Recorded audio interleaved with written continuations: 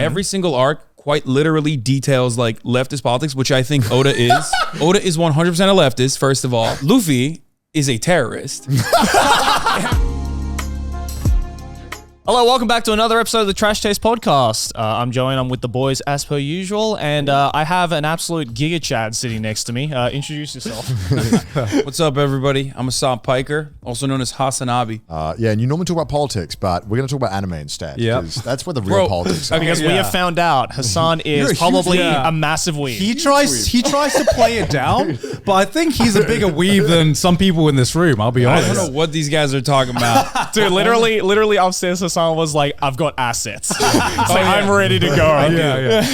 I have a lot of great takes about anime that are spicy, but the only reason why I came on is because they said like, oh, Trash Taste, like they talk about podcasts, the first 5 episodes, they stopped. So that's why I was like, oh, thank God. Okay, they're like a reformed weeb community. Reformed weeb. Like showing that weebs can function in society. It's important to show that. Normally I would go for, permanent jail, but, it's okay. It's understandable. We're the only 3 in all of Japan that are functioning weebs. Yeah, exactly. So I guess this is going to be one of the most anime-heavy guest episodes we've had on Trash Taste. So there we go. Most likely. Who would have thought? I got some. You saw we have a Vash the Stampede statue, and you were like, I should draw him. What? Yeah.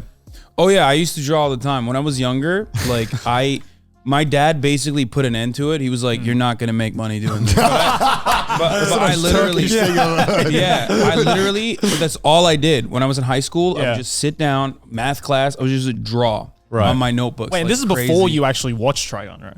No. This is I just watched the remake. I just started watching it. Right. But I had seen snippets of Trigon. I never actually watched the anime, but I thought it was so sick. Like I thought the characters looked so cool. Vash does look cool. Yeah, Vash is like such a sick looking character.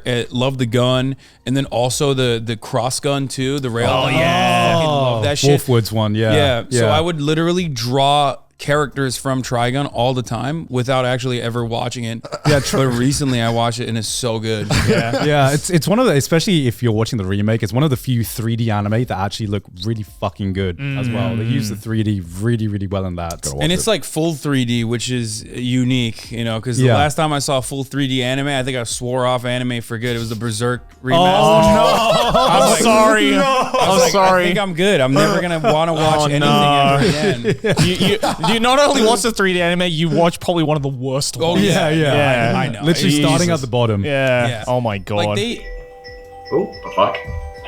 Yeah, just press it like. Oh, I thought there was like a segment on the podcast. I was like, what the fuck is happening? And Okay, thanks. All right.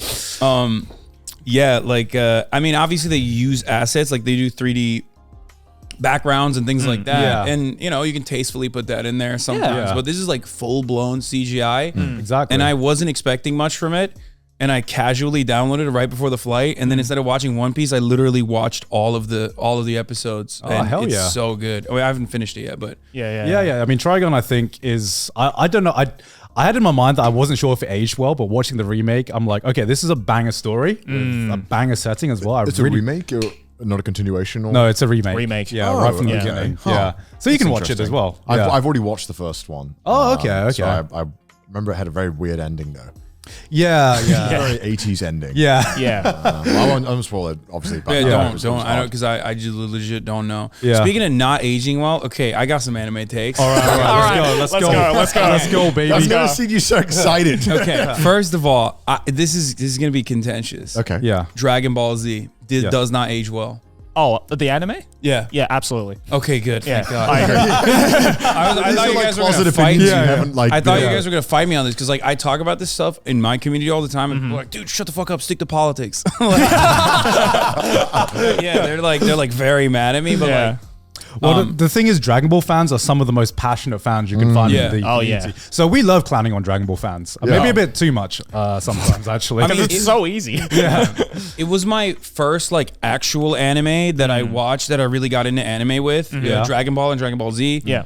And I rewatched it. I tried rewatching it recently thinking like, oh, this is going to be sick. And then I realized like, oh, as a kid, when I was watching it, I was basically making up most of the fight sequences in my mind. It was like a puzzle piece that was missing. That was my own imagination. Yeah. Because like when you're a kid, you're like thinking, oh, this is so well drawn. Yeah. And then you watch it and they're reusing assets like crazy, like the punches. Oh yeah. And in my mind, I'm thinking they're like throwing blows and like dodging. You know what I mean? Turns out like that wasn't the case at all.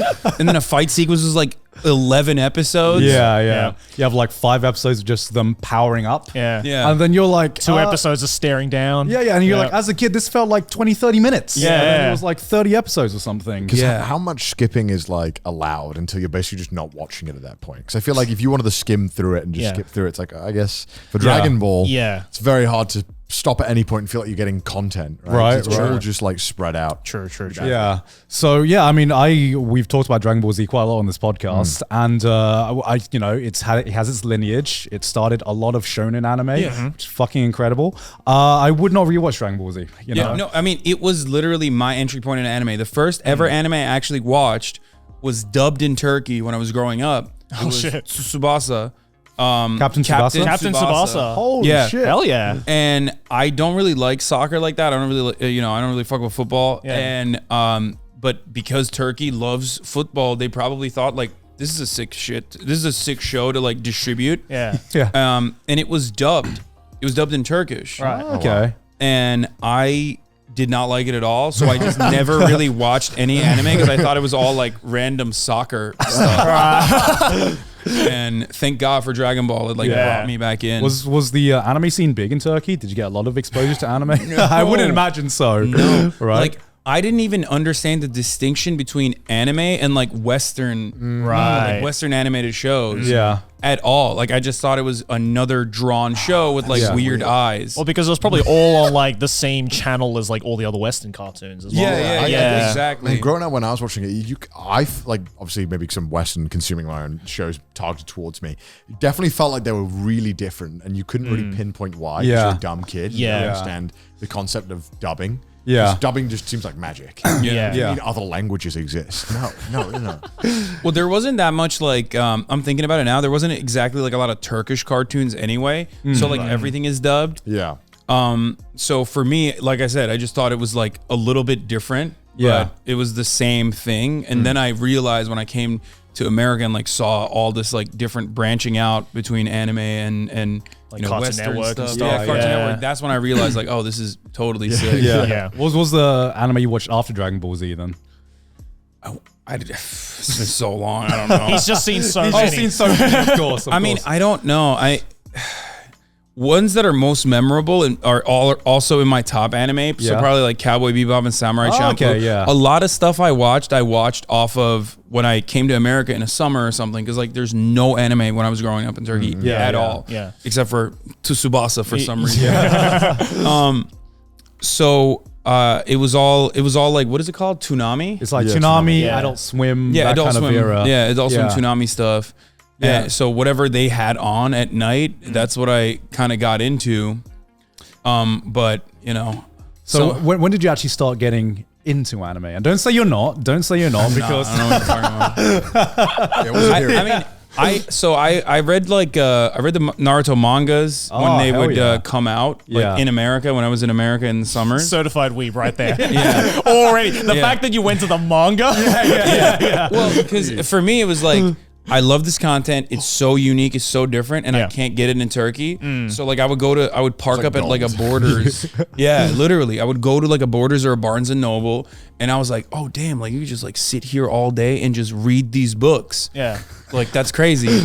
Because like at the time I'm old. I'm 31 years old. So like at the time I didn't even really think about how I could like we didn't have access to distribution networks we like we didn't. do We now. didn't. You know, you got LimeWire and shit, but like that's half the time you're downloading malware on the family computer. Yeah. So I didn't know, I didn't know how to like access it. So I would just like consume it as much as I could in the limited time frame. You got what you took. Yeah. And that was very similar. If you tried downloading anime off LimeWire, most of the time it was just most of the time it was either out of order or hentai. It was Bill Clinton. Or Bill Bill Clinton, Clinton. yeah. A lot of Bill Clinton. Yeah. It was.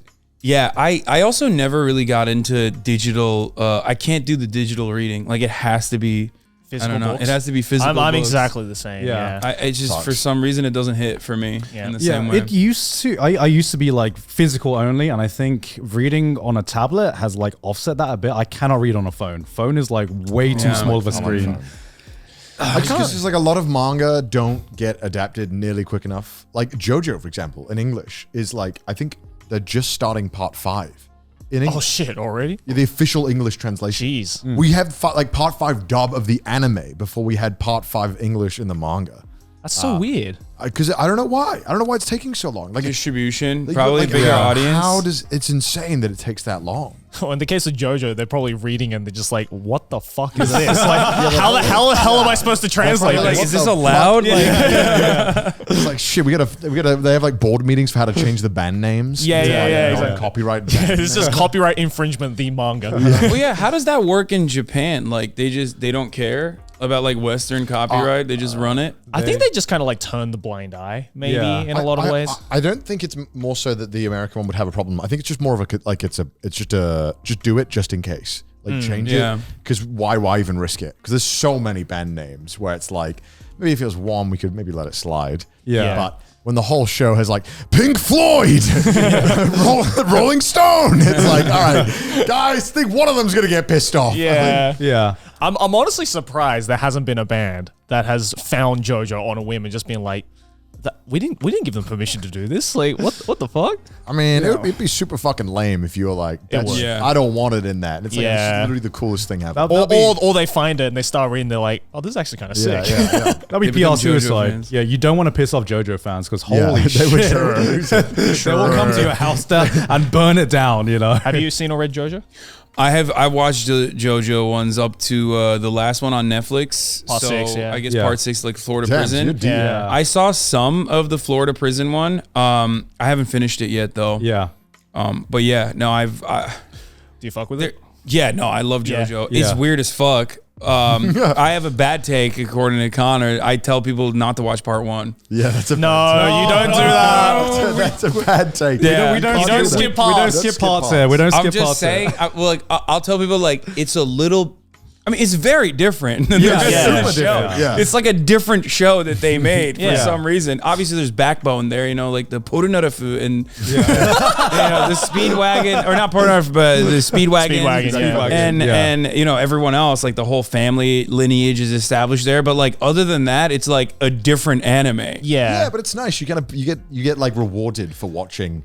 And I feel like you can appreciate the show more for wildly changing it up, but then also having little crumbs that kind of like reward you. For especially when you the get to like parts. the later parts, like 7 and 8, where it actually they start to call back to stuff in part 1. It's like, oh, okay, it's if I was worth watching it. part 6, you know, and they're doing all this weird fucking shit that makes no sense already because they don't explain stands ever. Yeah. Because like, why would they? Because you've watched part 3. Yeah. Right. Yeah. And then they're like, oh, and then we're gonna get the stand to the Speedwagon Foundation. It's like, what does any of these words mean? Yeah, no, you have to watch. That's what I mean, though. Like, you just establish him as a character, and like, but then after that, it's Nothing. like it just drops you into this world where, like, oh, the fighting sequences changed completely. Like, that's cool, I guess. Yeah. I mean, I really like it because it's like, even though part 1 is my least favorite part, it's kind of like a timestamp of the era that it was made in, right? You know, it's very reminiscent of the OG 80s action movies. Yep. Everyone's like overly buff and everyone's like a Giga Chad. I love They that slowly shit. get less Giga Chad over. Yeah. I mean, I like it though. I like that they're all evolving. Yeah, for sure. Yeah.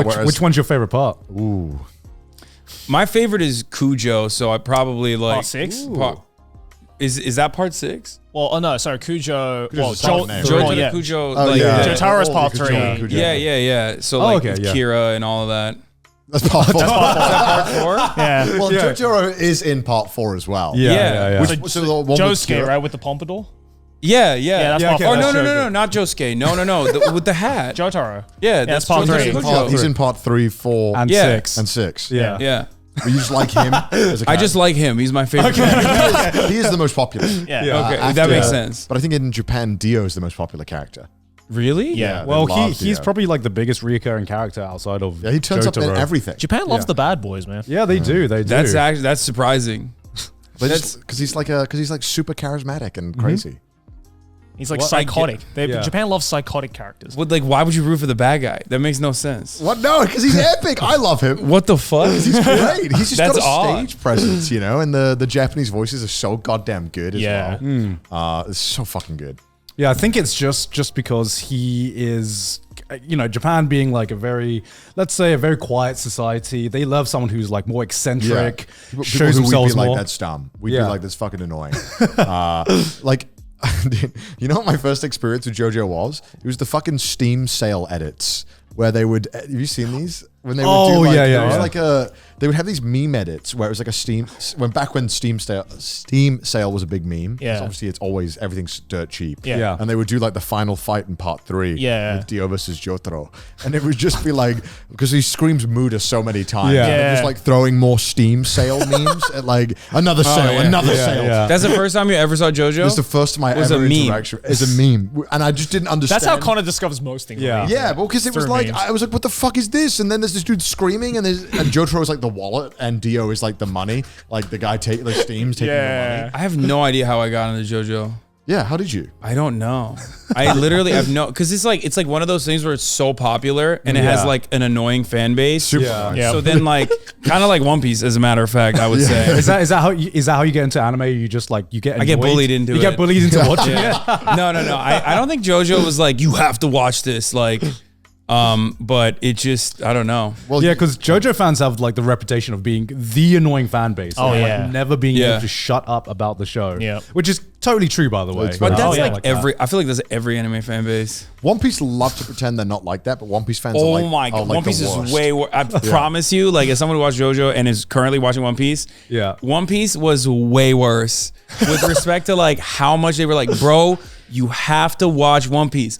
And it's like a biblical text. Like it's too many episodes. So you're like, I don't have that kind of time commitment. Which arc are you on? I'm on the New Testament. Yeah. It's like, I don't have that kind of time commitment. Like I can't do this. And then you get into it and you're like, oh my God, it's so good.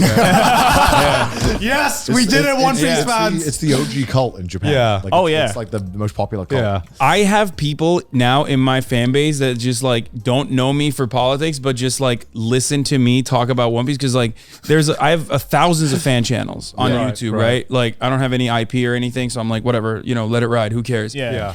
There's this one fan channel that made an edit about how I like used to talk shit about One Piece and I started watching it. And those videos independently, this channel's got like 10K subs or something, like nothing crazy. Yeah. That video got like 100,000 views on its own. And now he's just like detailing and documenting every single episode and every single arc that I like summarize basically as I'm watching it. And like there is a fan base for that. People love One Piece. And obsessed with everything. Which is a very political anime, Connor. It's okay. Well, it is a very political anime. He told me One Piece is very political. Yes. What aspect? Oh my God. Yes, I love this. Okay. This is going to piss off everybody, but I'm so right about this, even though like okay, first of all, every single arc, well, other than like the first couple of arcs, every single arc quite literally details like leftist politics, which I think Oda is. Oda is 100% a leftist, first of all. He has a Che Guevara photo in his studio. 100%. Look it up. Established fact. I have assets. I can pull it up. I got the receipts. Sure, I want to see this. I can pull this up. Okay, hold on. All right. Okay. What else? Okay, so that's number one. Number two, which arc are you on? I don't want to like spoil anything. He's I Thriller just Bark. finished. I just Thriller Bark. finished, Thriller Bark. Water 7. Yeah. Okay, so Thriller Bark kind of sucks. I'm sorry to hear that. That's the ending is great, but like everything else is kind of mid. But it's fine because what comes after is so good. Everyone says this. Okay, He's right. He's right though. It's so good. It's so fucking Hold up, let him good. cook. Let him cook. So, let him cook. But that means you watch Alabaster, right? Yeah. Which is definitely political, but like not as aggressively. But it's about like resource deprivation, things like that. But then Skypiea, which again may be a little bit too long as an arc, is quite literally about like indigenous populations being removed from their land and like violently trying to find autonomy and emancipation through violent means directly against like an enemy that is much more powerful than them. Right. That is like, that's like a land back movement, which is inherently very political, very leftist. I feel like I read a different. Yeah, I know. I was trying to describe this to him. He's like, "What are you talking about?" It's about, like, man, I saw funny gum man. Yeah. No, One Piece is about having fun with your friends and being free. Yeah, what? Exactly. I mean, first of all, Luffy is a terrorist. He is. I mean, he literally is. He's fighting. I hate that you're kind of right. Yes, I fucking hate that you're kind of right. Yeah, he is a freedom fighter in the most like honorable sense of the word. Yeah. He is quite literally fighting against an unjustifiable, corrupt military apparatus that is like holding the entire world hostage, the world government and the Navy. He's literally killing cops. Like he's killing sea cops, and motherfuckers are like, no, that's not politics. What do you mean? That's just like gum man having fun. I mean, the thing is, like, I remember you saying this yesterday when we were having dinner, and I was just like, I think with One Piece, just because of the art style and just the way things are, funny rubber man. Yeah. Of course, you can take it at that level, and it's still very, very interesting stories. But if you break down some of the stuff that happens, half of it is Luffy going up against a corrupt government or corrupt. I mean, like, bro, you need to start an anime analysis channel. Like, I would legitimately watch like a 15-minute breakdown of this. Luffy is a leftist. And No, why but it's Luffy like would play Hogwarts Legacy. I'm not even. Well, there's trans representation in that too, but we're not gonna get into that right now. Yeah. But as far as like Oda goes, I mean, there is the I think like Dragons. I mean, I don't want to like spoil anything, but Oda has talked about how Dragon's design was inspired in part by revolutionaries like Fidel Castro. Yeah. He has a Che Guevara photo in his office. I believe. Okay. I don't know this part yet. I'm not at that part yet, so I can't speak on this. Right. But I think Dragon's ship is literally the same name as Fidel Castro's ship. Okay, but here's the thing. I think sometimes, especially when you see this a lot in Japanese manga, sometimes authors will put shit in there just because it looks cool. Oh, right? yeah. Right? Sometimes it's like, the curtain is blue kind of like argument. Sometimes you look at something and it's a reference to some Western media or Western history. And a lot of the times it's just Japanese people find Western things that find Western things cool. It's too many. It's too many coincidences. Listen. The Bolivarian Revolution in Cuba was conducted with a yacht that was used to transport 82 fighters of the Cuban Revolution from Mexico to Cuba. Okay. The yacht's name is Granma, without a D. Granma, which is the exact same. Is the exact same name as a Dragon's ship. Like, come on, that's not like that. He didn't just see that and was like, because like you have to be like really invested. You have to be a weeb for communism to like put that in there. I think he's just a weeb for history, honestly. Like, with the amount of lore that One Piece has, One Piece has some of the most intricate world building in my opinion, any piece of media. Oh, absolutely. Like, it's obviously one of the most intricate worlds in anime and manga, but I think it's up there with like some of the best worlds that have been in any like book, movie, or TV series, right? And you can't do that without doing a fuck ton of history on just the history of the world. Being for sure being inspired by a lot of events that might have taken place in real world history. I'm just saying, it points too many fingers in one direction. Here's a photo from Oda's office space where he has like his airsoft guns and then like a photo of Che Guevara right in there. I'm just saying, dude, he's come prepared. I have the receipts. If you want to see it. There you go. Okay, I mean, airsoft's pretty popular in Japan. Yeah. Oh, he's still giving Oda the benefit of the doubt. He's just really into airsoft. That's all. It's really popular here. I mean, it's true. Yeah. Well, anyway, so that's definitely a spicy one, because like a lot of people watch anime and like don't really think about like who's making it or how they're making it or what they intend to do with their art. So like, I know a lot of people will watch that and still be like, yo, fuck that. That's not the case. I think a lot of people view anime as being almost non-political. Yeah, an escape from... Yeah, I think people view it that way. I mean, which brings me to Vinland Saga Chapter 2, Season 2. Okay, so you like Vinland Saga? I love Vinland Saga. Vinland Saga is incredible. Amazing.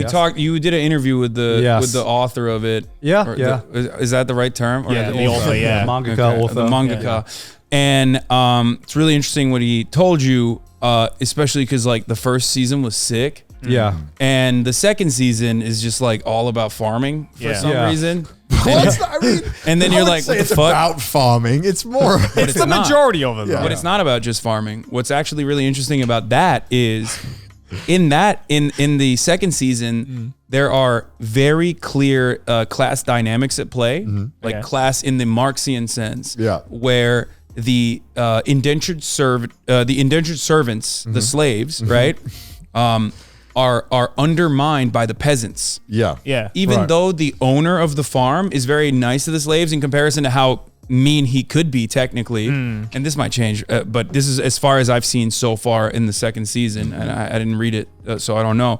But there's a moment where Thorfinn is talking to the other slave, and the other slave is like, these peasants, they're bullying us, but they don't realize that like they're in the same position. They own no land, but the reason why they're doing this to us, the reason why they're like stealing our food or undermining us or not giving us horses and whatnot, is because it makes them feel like they have some kind of lordship over us. And that is at the heart of literal like that's the class position that many people have. It's very important in like the civil rights movement in America. It's very important in like the Reconstruction era politics in America, in the aftermath of the abolition of slavery, where like newly freed black people started recognizing that they had exactly the same class position as the laymen, the people that were wage slaves, right? And that wage slaves? Wage slavery is like what it's considered. I think like originally in the Republican Party in America, which is now a very different Republican Party, started off with wanting to abolish slavery, chattel slavery in the South and wage slavery in the North. Like that was their credo. But I've basically, never heard that term before. No, I mean, I've only ever heard that online. People saying derogatory towards people who just work normal jobs. No, I mean, it's at McDonald's. You're a wage slave. Well, yeah, they do use it as a derogatory term, but yeah, that's at the heart of like class politics. So there's no way that dude wrote that on accident. No, I for sure. Into that. I mean, Vinland Saga is very. I mean, it tries to keep very anime, but does. Go ahead, tell me it's not political. No, it's extremely political. It's super political. Yeah. I mean, okay, so when you say it's political, do you think it's just exploring political ideas, or do you think are you saying that there's an agenda that he's trying to like portray in this story? I don't think it's nefarious. I think that people have worldviews that they inevitably bake into their art. You know what I mean? And I think like his worldview, from what you've told me, especially like he's like a pacifist, humanitarian kind of guy. I mean, for once, I actually have a source because I talked to the fucking source. I am not making this a fuck up. But no, he said the reason he wanted to make Vinland Saga is that he thought it was an interesting idea for a story to have a story about violence and promoting how bad war and violence is, and setting that in the Viking era. Why did he make it so cool? That's the problem. Is that season 1 is so badass, and then season 2 feels like such a departure. In a sense of like, when is something gonna happen? Every time I see that log throwing guy, what's the big one? Thorkel. Every time I see him, I'm like, oh, thank God. All right, let's get some violence in here. And like he told me that he was very, very worried going into like part 2, because in order to establish this message, he needed to establish a world where violence was glorified. And then what he wanted to do was establish his world of glorified violence and kind of break down why that's bad and why we should see another angle to that. And one of his biggest worries is that he did a bit too good of a job with that, because everyone really, really loved the first part. The message definitely went over a lot of people's heads. Yeah, I thought the message was like, violence is sick. That's what I thought. I thought the message Vikings was violence badass. is okay if you're Welsh. As long as you're a Viking, it's okay. Yeah, you love that. It's like the best Welsh representation ever. He's the only representation we got in anything. Exactly. So sick. You know what he called Askeladd? You said cute, right? He said cute. Yeah, he said Askeladd was my favorite character, even though it was like very hard for him to pick. And I was like, oh, why'd you like Askeladd? And he was like, oh, kawaii. And I was like, what? I mean, he is cute. He is a cute motherfucker. He is. I see it. Yeah. But yeah, I mean, like, I asked him, where did you get your inspiration for your story? Are you trying to say anything, are you trying to, how did you get the ideas for what you wanted to portray in your story?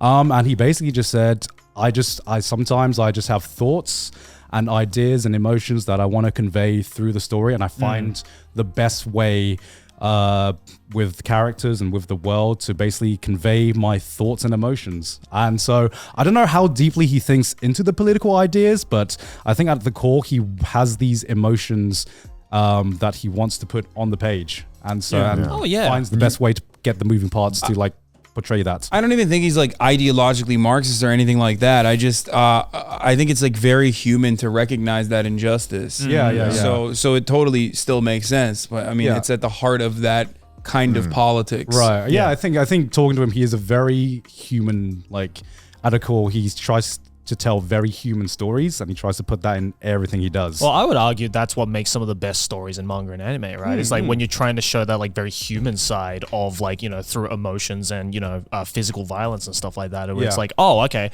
it's not just like a bunch of people killing each other. There's like some message there. And, depending on who you ask, they get the message more than others. Obviously, Hasan has like fucking nailed it. But I love it. Yeah, but like, I think I think some of the best authors, especially in the manga world, are able to kind of, try and show both sides of it, where it's like you can think of it as shallowly as possible or as deeply as possible, and it's still just as enjoyable. That's why I want more historical manga and anime. I feel like it's hard though, because I know it's hard, but it's so cool when they do it. The amount of research that he has to go through just to write like a single chapter is fucking insane. Yeah, he has to do so much research. Because how much Viking media did we get here in Japan? like nothing. Nothing. That's what's fascinating about it, because it's like such a unique time period. Like Danelaw and the invasion of like England is so cool, and there's a lot of content in the Western world. Yeah, but it pairs very nicely with like The Last Kingdom and other kinds of like Western live action, like docudramas, you know what I mean? Like fictionalized depictions of what happened. So it works really well with that. Yeah, and I think what's most impressive is that he's done his research and he's taken like real historical accounts, like Thor, Thorkel, Thorfinn. They were all like real. Actually, I don't know if Thor's was a real character, but Thorfinn was definitely a real person in history, right? Yeah. And so he takes these accounts of real things that happen in histories, and he's kind of like filled in the blanks with his own imagination. Well, even Thorfinn's granddad, or I guess is that his grandfather? Like the guy who went to Leif the Erikson? West. Yeah. That's real like, person. Yeah, real person. Yeah. The first person who like actually found America. Yeah. The continent. Didn't know that. Yeah.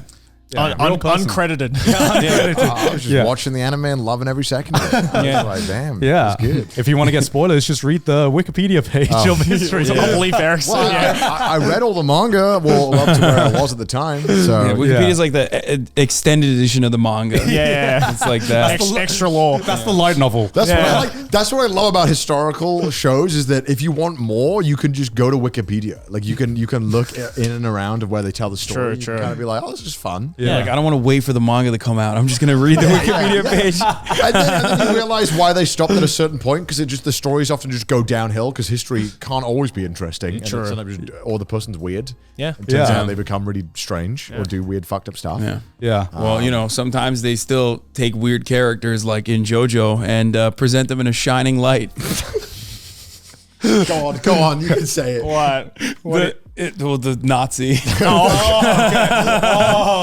That one. Okay, that was like, I was not expecting that when I was watching. Because I'm like, wow, this like new anime I got into is like so sick. I'm like burning through the episodes, and then bam, I'm like, what? Did I just see a swastika? What the fuck?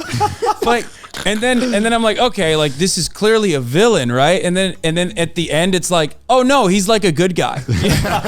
And you think like, oh, he's gonna like be a Nazi killer, right? And then he's like, no, he died in Germany in World War II, fighting for the Nazis. Like they put that in there. I was like, I think I wiped that from my memory. Yeah, I completely forgot about that. Actually. That's like such an insane thing that they put in there that you just don't have to put in, but they did it anyway. And I was like, wow, well, this is untainted by Western liberal hegemonic attitudes. I'll tell you that. Okay, wait, I got to ask it. Have you finished part 6? No. Oh, okay. I wanted them to get to it too. Okay. I'm gonna message you when you finish part 6 because there is a point in part 6 where they tackle the topic of racism in America. I love that. That's my favorite. Yeah, it comes out of nowhere. You'll get such a kick out of that part. And I want to hear your takes on that. Oh, that's so sick. I love that. Yeah, shit. it's near the end of part 6, so yeah, we'll continue this conversation. I love when like Japanese people are like, yeah, let's cover American racism. Like out of nowhere, like what? No, I'm fascinated by like the perspective of someone that's like super far removed from like the actual history or the culture. Like it's not like there's a lot of black people in Japan, you know what I mean? I grew up in Turkey, not a lot of like Afro Turks in Turkey. That's not like a real thing. It's like very marginal, very small amount. So I was fascinated by black culture in America. So I kind of get how that works on this part of the world, because like a lot of American culture is black culture for the most part. It's just like, so a lot of the popular depictions of American culture is literally usually black culture. That's true, And so I love seeing other people also go through that. Speaking of black culture in anime, actually, one of the reasons why I love Samurai Champloo is because like it kind of merges like rap. It's cool. It's so hip hop stuff. It's like, it's so weird that before Samurai Champloo, the idea of merging samurais with hip hop was just so out of left field, and now it just like it's like the perfect glove that fits. It's just like how did no one think of this before? Well as well. Why does it work so well? I still have no idea. There were some other ones too. Have you guys ever seen Afro Samurai? Yeah. Oh hell yeah! That's Samuel Jackson. Samuel Jackson. Let's go. That's sick. I would even go so far as to say like Boondocks is also like weirdly drawn exactly in the anime style. I don't know why, but like it's one of my favorite. I wouldn't say animes, I guess. I don't know. I don't know what it would be. It's like anime-inspired cartoon. I think one of the co-creators, LaShawn Thomas, is like he's a huge anime fan. To the point where he's made some of his own original anime as well. So it's no surprise that it was probably heavily inspired by anime. It's that I love, because like when I was in Turkey, I was like watching the shit out of that. I love Aaron Magruder. He's brilliant, really, really clever. And so there is this like very cool merger of two cultures in that respect. Yeah, absolutely. Yeah, I mean it's kind of like you said, there's a lot of fascination with the Western world and especially the American culture here in Japan. And I've seen it. It's not even in anime, man. It's just everyday Japan life. But I'm like that too. I'm a Ameribu. So like Ameribu. Yeah. So like that's what I was. I think they're called Westaboos. Westaboos. Yeah. The British one's called Tiaboo. Tiaboo. Yeah. Who the fuck is booing the British culture? What the fuck? There are so many Americans. I'm sorry, were you not online 10 years ago? What the fuck? Were you not around during like the British vlogger invasion? The British vlogger invasion? Wait, like literally just 10 years ago on the internet, being British was like the coolest thing ever. Okay, right before I got on it. I guess I erased that from my memory because, like, thank God. I'm with you. Let's forget about the Tuesday era for a second. Yeah. There was an era of British culture where every American thought he was cool, mostly because of like Harry Potter, actually. Back when that was Americans, like a good chunk of Americans still think like that's England is Hogwarts. Like they think it's real, you know what I mean? Like, it's just an entire country. Don't ruin my fantasy. I mean, a lot of Japanese people think that way as well, to be fair. Yeah. Exactly. Oh no, I've been to Harajuku. I know what Japanese people think America looks like right now. It's like they were trying to sell me like Yankee sweaters and shit. I'm like, no man, I'm good. How has it been being possibly the biggest person in Japan right now? It's so fucking sad, dude. It's so, because like I grew up being fascinated by like Japanese fashion, thinking like, Japanese garments, like the history of it, post World War II, like raw denim, all this stuff, right? And I finally come to Japan and I'm, I guess, weebing out a little bit. Yeah. And I go to like Harajuku and I see everyone is so dripped out. They're dressed so well. And then I'm touching the clothes, but I can't wear them. Every store I went to, they made fun of me. They laughed at me. Every store. I walk into the store and I go, what's the largest size you have? Just in general. Yeah. He goes, medium. I'm like, motherfucker, that means in the middle. Like, there's got to be more sizes after medium. And the thing is, that's a Japanese medium as well. Yeah. It's probably a small American small. American small. Yeah. It's like, bro, you guys love American culture, but for some reason you don't have anything fitting American sizes. Yeah. I went to Jean Street, and I have like a Western-sized ass, I guess. Yeah. And it was impossible to get anything that fit. So I got one that fit, but the legs were like this long extra because they thought that like to to accommodate. And then I had to tell them, can you please like cut it, please? But it was really nice denim though. Yeah. Good stuff. But you're just rubbing it into his face. No, I know. Well, I had the opposite problem. Yeah. So I want, like, you have sick pants. Okay, you guys can't see, but he's wearing like super cool, like kind of parachute pants. Yeah. Right. Yeah. And they're all the rage, and I want to buy one. I finally, after a long day of getting owned everywhere I went, I'm about to call my Uber taxi. Yeah. Okay, and then I see a Beams Plus. I walk in. There's a fat guy. Okay. Immediately, I rush to him. He's the first fat retail guy I've seen, okay, in Japan. I'm like, bro, please help me. I'm like, please. And he looked at me and he knew immediately what my problem was. He's like, I got you. And, he brought out like a bunch of these like pants. I put it on. The first one is like kind of tight, but it's fine. But it's a little bit short. Okay. Yeah. I'm like, okay, well, this is fitted anyway. Like it's not supposed to be, but it's fitted on me. And then I finally see this parachute pants. I put them on. They're fucking capris on me, dude. They're supposed to go down to your foot. They were like above they were above my ankles. I guess I have the opposite problem. My ratio, my ass to leg ratio is like all fucked up, and you have the opposite end of that. Well, because like he was so happy that he like found some stuff for me, and I put it on, and I was just like, now it's too short. I failed you. I'm sorry. Because the worst of both worlds, you're tall and you're massive as well. Yeah. So it's like it's either one or the other that you can get here in Japan. Yeah. The arm length is like really terrible too. Yeah. Like everybody wears like oversized stuff now, so that's cool. Like at least I can like find things that fit usually, right? But like I'll put on I just want a fucking trench coat. Like everyone in Japan, they love wearing those long trench coats. Yeah. They kind of look like normal jackets on me, which is fine. Like I'll still wear it. Every time I wear a trench coat, the arm comes to here. I'm like, no shot. Like it's just here. Can't do it. You're like a real life Baki character. Yeah, you are. It sucks. You've watched Baki, right? Yeah. Is there any political messages in Baki that I didn't realize? Dude, Baki's just insane. Did Did I miss anything? Well, I mean, I told you about I think like Che Guevara is like literally in the show. As long and in the manga, I know like Donald Trump is in the manga. Wait, no, it's super political. So they have like there's like a whole like Muhammad Ali arc. Yeah, and there's that too. Yujiro goes to meet Barack Obama. Yeah. Oh my God. He's Obama. Yeah. Political. What am I saying? Yeah, there's a lot of that, but even then, it's like there's no like consistent political message at all. It's There's just no like, consistent anything in it. Like I said, he just put shit in because he thought it was cool. That makes sense to me because I love that. Like it's so sick because every time I rewatch it, like whenever I'm in the gym when I'm working out, I'm thinking I'm him. Yeah, like I'm literally like, like Baki can push through this, so can I. You know what I mean? Just have to have sex to power up real quick. The best gym as my session. father watches in the shadows. It's like consume her. Yeah, it's the most psychotic thing I've ever seen. He's just like,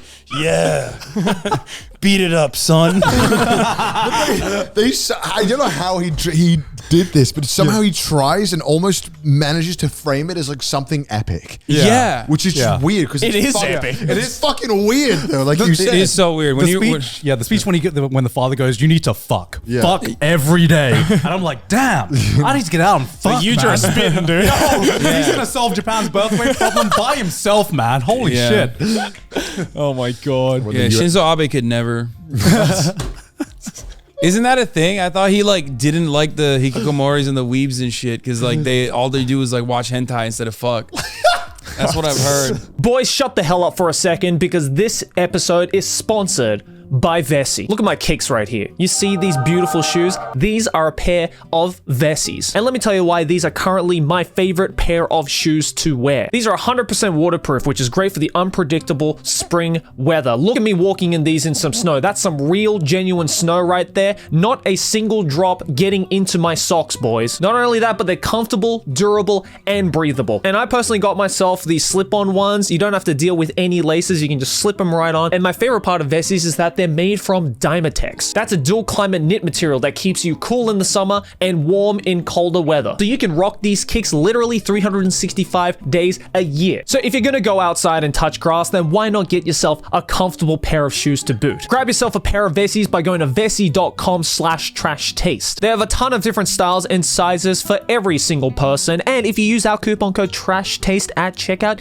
you can get 15% off your entire order. And if you live in these countries, you can get yourself some free shipping as well. So make sure to click the link in the description below or go to vessi.com/trashtaste to get yourself the only pair of shoes you will ever need. Hey boys and girls, I hope you're having a good day because today's episode is sponsored by BetterHelp. You know, a lot of us can feel like we're going through confusing times recently. Life is changing, we're growing. Sometimes we don't even know what we want or who we are. I like to think I'm an open person, but there have been times in my life where there have been some things where I felt a bit reserved or maybe even a bit embarrassed to talk about, which is why I turned to talk therapy at one point. There's a lot of preconceptions about what talk therapy is and who actually needs it, but at the end of the day, it kind of just deepens my understanding of myself at a time when I felt a little bit more confused and lost. And that's when a service like BetterHelp could come in really useful. BetterHelp connects you to a licensed therapist that can help you on your journey of self-discovery from wherever you are. You know, one thing I really appreciate about a service like this is one of the most daunting things about getting into talk therapy is taking that time and going out your way to find someone who's suitable for you. And this removes that barrier entirely. It's designed to be flexible and convenient, suiting your schedule whenever you want to do it. And if you're just not feeling it, that's fine as well. You can switch therapists at any time for no additional costs. So if you want to give it a go, discover your potential today with BetterHelp. Visit betterhelp.com/trash to get 10% off your first month. That's BetterHelp, HELP.com/trash to get 10% off your first month. Thank you very much, BetterHelp, for sponsoring this episode.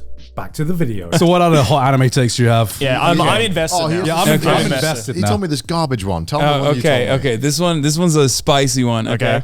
So a lot of people have opinions on Attack on Titan, on like whether it's fascist or communist. I don't care about that. I like Attack on Titan a lot. I think it's very interesting. It's the only, I'm not a big fan of this genre, but it's the only mecha anime I watch. Attack on Titan is a mecha anime. Let's discuss. Such a shit take. What is there to discuss? There's nothing to discuss. He's You know what? No, he's right. No, don't. Yes, he's right. No. Yes, he is right. Okay. Question. Is fucking Ratatouille a mecha? Could be. No, good question. Okay. No. Because if Attack on Titan is, Ratatouille's a mecha. Okay, that's a good question. Piloting him. Technically, it could be. Oh my God. Technically, it could be. But if AOT is not mecha, then what about Evas? See, there's a part They're of me. organic. They're aliens. But they're First of all, spoilers. Okay. Second of all, like I don't know. Ava for me is really weird because it's like at first glance it tries to present itself as a mecha. Yeah. But then the further you go along, you realize it's not a mecha. It's just a fucking sci-fi. No, Joey. Ava, wait. You're not gonna. We're not going down this road. Ava is a sci-fi. Joey, Ava is a mecha, and I don't know how you can. Joey, Ava is a sci-fi. I'm about to cancel the anime man right now, Joey. I rest my case. Yeah. I knew this was gonna be spicy. Get in the mecha. You know, get in the Ava. Okay, Ava. Attack on Titan is not a mecha anime. Why not? Because they don't get in like a robot. But they are in the robot. They are okay, literally controlling. Yeah, it's a flesh mecha. You are controlling a flesh mecha in almost an identical way that you would control an Eva. Literally identical. It's like 1 to 1. Of a mecha? Is it that you're controlling or piloting something, or is it more that it's kind mechanical? Because I would think mecha comes from Mecha originally comes from there is a separate mechanical thing that a person goes into that they control to become part of them. But with Attack on Titan, they are the mecha. Okay, because you're Japanese, what do they call this genre in Japanese? Because mech is like it's a mechanical, right? It's from an English word. What do they call it in Japan? Mecha. Yeah, it's just mecha as well. Yeah, mecha. Oh, so it's from like a mechanical term. Then. Yeah. It literally it's talking about things like, Gundam and like, it's big, incredible. Like Mazinger Z, like, like some human going into a robot that is there before they go into it. Yeah. Right? Yeah. Damn, they just take an English word. So fuck, maybe... Yes! No, hold on. Come to the dark side. No, hold on. I gotta think about this. It's funny because I know a lot of mecha fans get so pissed off at this argument. Yeah, dude. Whenever I talk about this, I'm no fan of mecha anime except for AOT. People go, "What? How dare you say that?" But it makes sense. Just think about Mecha it. fans rejoice. Mecha is not dead. It's kind of a troll. If you don't really care for the boundaries of what isn't what genre. Yeah, because I feel, I guess is I feel like this is how you're gonna come to terms with the argument by saying it sucks, but whatever. If you want to extend the definition of mecha to include that, it's a flesh mecha. Fine. That's why I say flesh mecha. Flesh mecha. Yeah, because if you don't think Attack on Titan is a mecha, then Ava's not a mecha in my opinion, because it's all organic material. That the mechs that they pilot are real organic beings, and they are. I didn't know this. That's. Have you never watched it? You've watched Ava. I watched it. Did I miss that part? to be fair, it does get very confusing. It does get confusing. There was like 19 plot twists back to back. But they mentioned that during the not confusing part. Oh, really? That's true. I think I might have just forgotten. It's kind of like a pretty. I probably just thought there was a robot. It's kind of like a fundamental part of the whole thing. Yeah. Do you not remember where the robot goes berserk and? Oh yeah, I remember that. And then the armor falls off a little bit. Falls off. And you see, Oh, okay, no, I do remember this. Yeah. Sorry, I just thought they were still robots. Still. Okay, well then in that convention, right, a mecha could basically be like some person controlling something. Yeah, right? kind of. Yeah. So would you say VTubers are mechas then? No. Okay, they're not in a because in that definition, it would be. See, here's where I think the difference between like a mech and Attack on Titan is, right? Like if you picked up a sword and started using it, right? It's not the same as if you fucking spouted out a sword from your arm. Like your arm just turned it, like transformed into a sword. Right? It's fundamentally different, right? Because you're having to use the blade and wield it, right? I think the fact that you can get out of it, like the fact that you can get out of it afterwards, like I think that like makes it, that solidifies it for me as like a mecha. Because I feel like if we're going to talk about control systems in mecha, there are so many different control systems in like mecha when it comes to either just mechanical controls or something more akin to Ava. And in the case of Attack on Titan, it's like we can argue that the control system is just them becoming the body. Are we really going to go down this route of like creating subgenres? It's a shit argument. Like the umbrella term is mecha, but this is the subgenre of flesh mecha. I think that it fits the same like style. Also, very political apparently. Yeah, just like all the other mecha animes are, from what I understand. Yeah, it is. Yeah. I just like, has no one ever like presented this to the mangaka? No one wants to hear it. I just like because people get mad, but we're like searching for who, Hasan. Who asked? Yeah, well, I don't know. I mean, look, I'm asking. Who cares? I think he just wanted to make a cool story. But I'm asking when it's gonna end. That's what I'm asking. Well, we're on final season part 3. Hopefully, part 1, part 7. hopefully next year is. I'm hoping out of hope. I'm hoping. We've been saying that for like 5 days. There's not even that much material left in the manga. Dude, they're gonna milk the shit out of it. Like as if they haven't already. I mean, like, yeah, I said it was going to be this year, but it's going to be next year. It's not going to be this year. Guys, I'm saying it now. It's going to be next year. There's only so many chapters left. There's not that many chapters left. So unless they go an original route and go something completely different from the manga, then it's going to be, there's not that much material Does that happen often? I don't know. Not so much anymore. It used to be a way more popular thing to kind of take what was in the manga, and a lot of the times the manga wasn't finished, so they just make their own original ending. I mean, Akira did that. Yeah, Akira did that. Full Metal Alchemist did that, even though I haven't actually seen the original Full Metal Alchemist. There's 2 Full Metal Alchemists. Yeah. The original Trigun did that as well, actually. I think Full Metal Alchemist, the newer version, is better than the, than the older version. Brotherhood. That's the common consensus. Yeah, that's common. That's the common. Yeah, I've watched it. Like I watched both. Finally, a normal take. Jesus, I don't know, man. You're coming to terms with some of the things I'm saying. I feel like I'm putting it down. Brotherhood is not coming I'm to putting terms it down, and you're picking it up. Okay. No. What other shit takes do you have? What else do I have? I have like notes. Okay. Oh my god. It's the most prepared a guest has ever been on Trash Days. Yeah. No. I mean, I most of it I used up already. Okay. No, I have I have one where it's just like I call it the Zelda principle.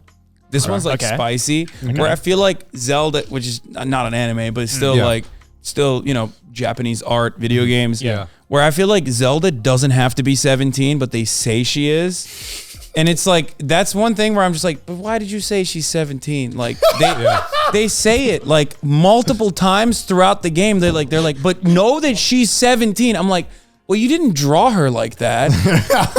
Like, why do you have to? Like, you just say she's 18. Yeah. It's fine. It's the same age range. You know what I mean? Yeah. I mean, I hate this stuff too. Have you ever watched Tokyo Revengers? No. It's about like biker gangs and they beat and kill each other, but they're 14.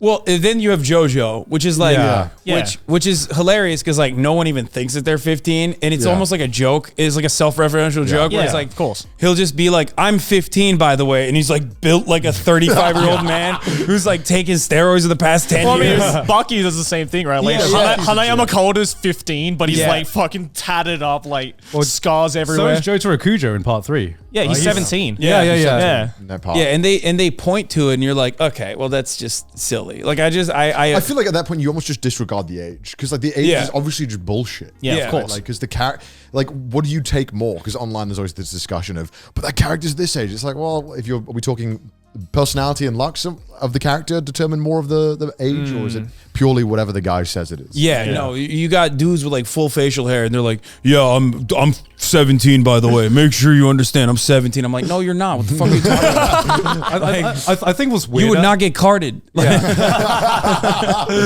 I think what's weirder is when you have someone that looks like that. You can say they're 50 and it's like a joke or whatever, but when it's like you have someone like that and then they put them in high school, it's just like, there is no fucking way this guy is in high school. That's what I loved about the beginning of part 3 when Jotaro goes back to school. Yeah, that's what I was thinking about. I'm like, what? How are you in high school right now? He's like 6, 7, and he's just like, blending in the school, bro. It's the same Baki principle too. It's just like, he's just so jacked and so much bigger than everyone else. It's fucked up. Yeah, I love it. It's like, oh man, all these assassins are coming and trying to kill him in high school. It's weird. So what would you say your anime tastes are? What kind of like anime do you actually like? What kind of anime do you gravitate towards? I think like I watch a lot of shonen, obviously, like which is part of the reason why I think the characters are supposed to be teenage because like they're appealing for teenagers. Yep, mainly. Yeah. But I mean that and I guess like I know what I don't like, and it's just like romance stuff or like cute shit. Like I'm not into any of that at all. That's fair. Are you into like heavily political stuff? Not as in like exploring like different political ideas. No, not even. Like I don't. I get excited when I see something that I recognize as like political within the anime. Yeah. But it's not something I like seek out at all. Right. Like I've never watched what's it called? Code Geass. Oh, you never seen Code Geass? No, I've never watched it, and everyone says like that's. Well, it's mecha, right? Yeah, I don't like the mecha traditional anime. sense. And I don't like mecha anime, but like from what I understand, all the mecha animes are like literally the most political. Like, yeah, they are. It's all politics. I think the original, I think it's maybe Gundam. That's like straight up written by communists. Like, no, like an actual like I think Communist Party communist, if I'm not mistaken. Really? I don't want to say the wrong thing. Maybe let's fact check this let's before fact we check say that. that. No. It's like, what is it called? Like Legend of the Galactic Heroes, maybe? Is it that one? No. It's not that one. Yeah, that's It's like Snake something maybe. What is it?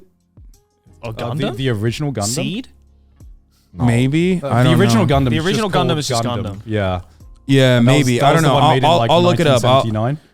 Yeah. Like one of the first ever like Gundams ever created was like straight up, I think, made by like a communist card carrying, Japanese Communist Party member. Oh wow. Yeah.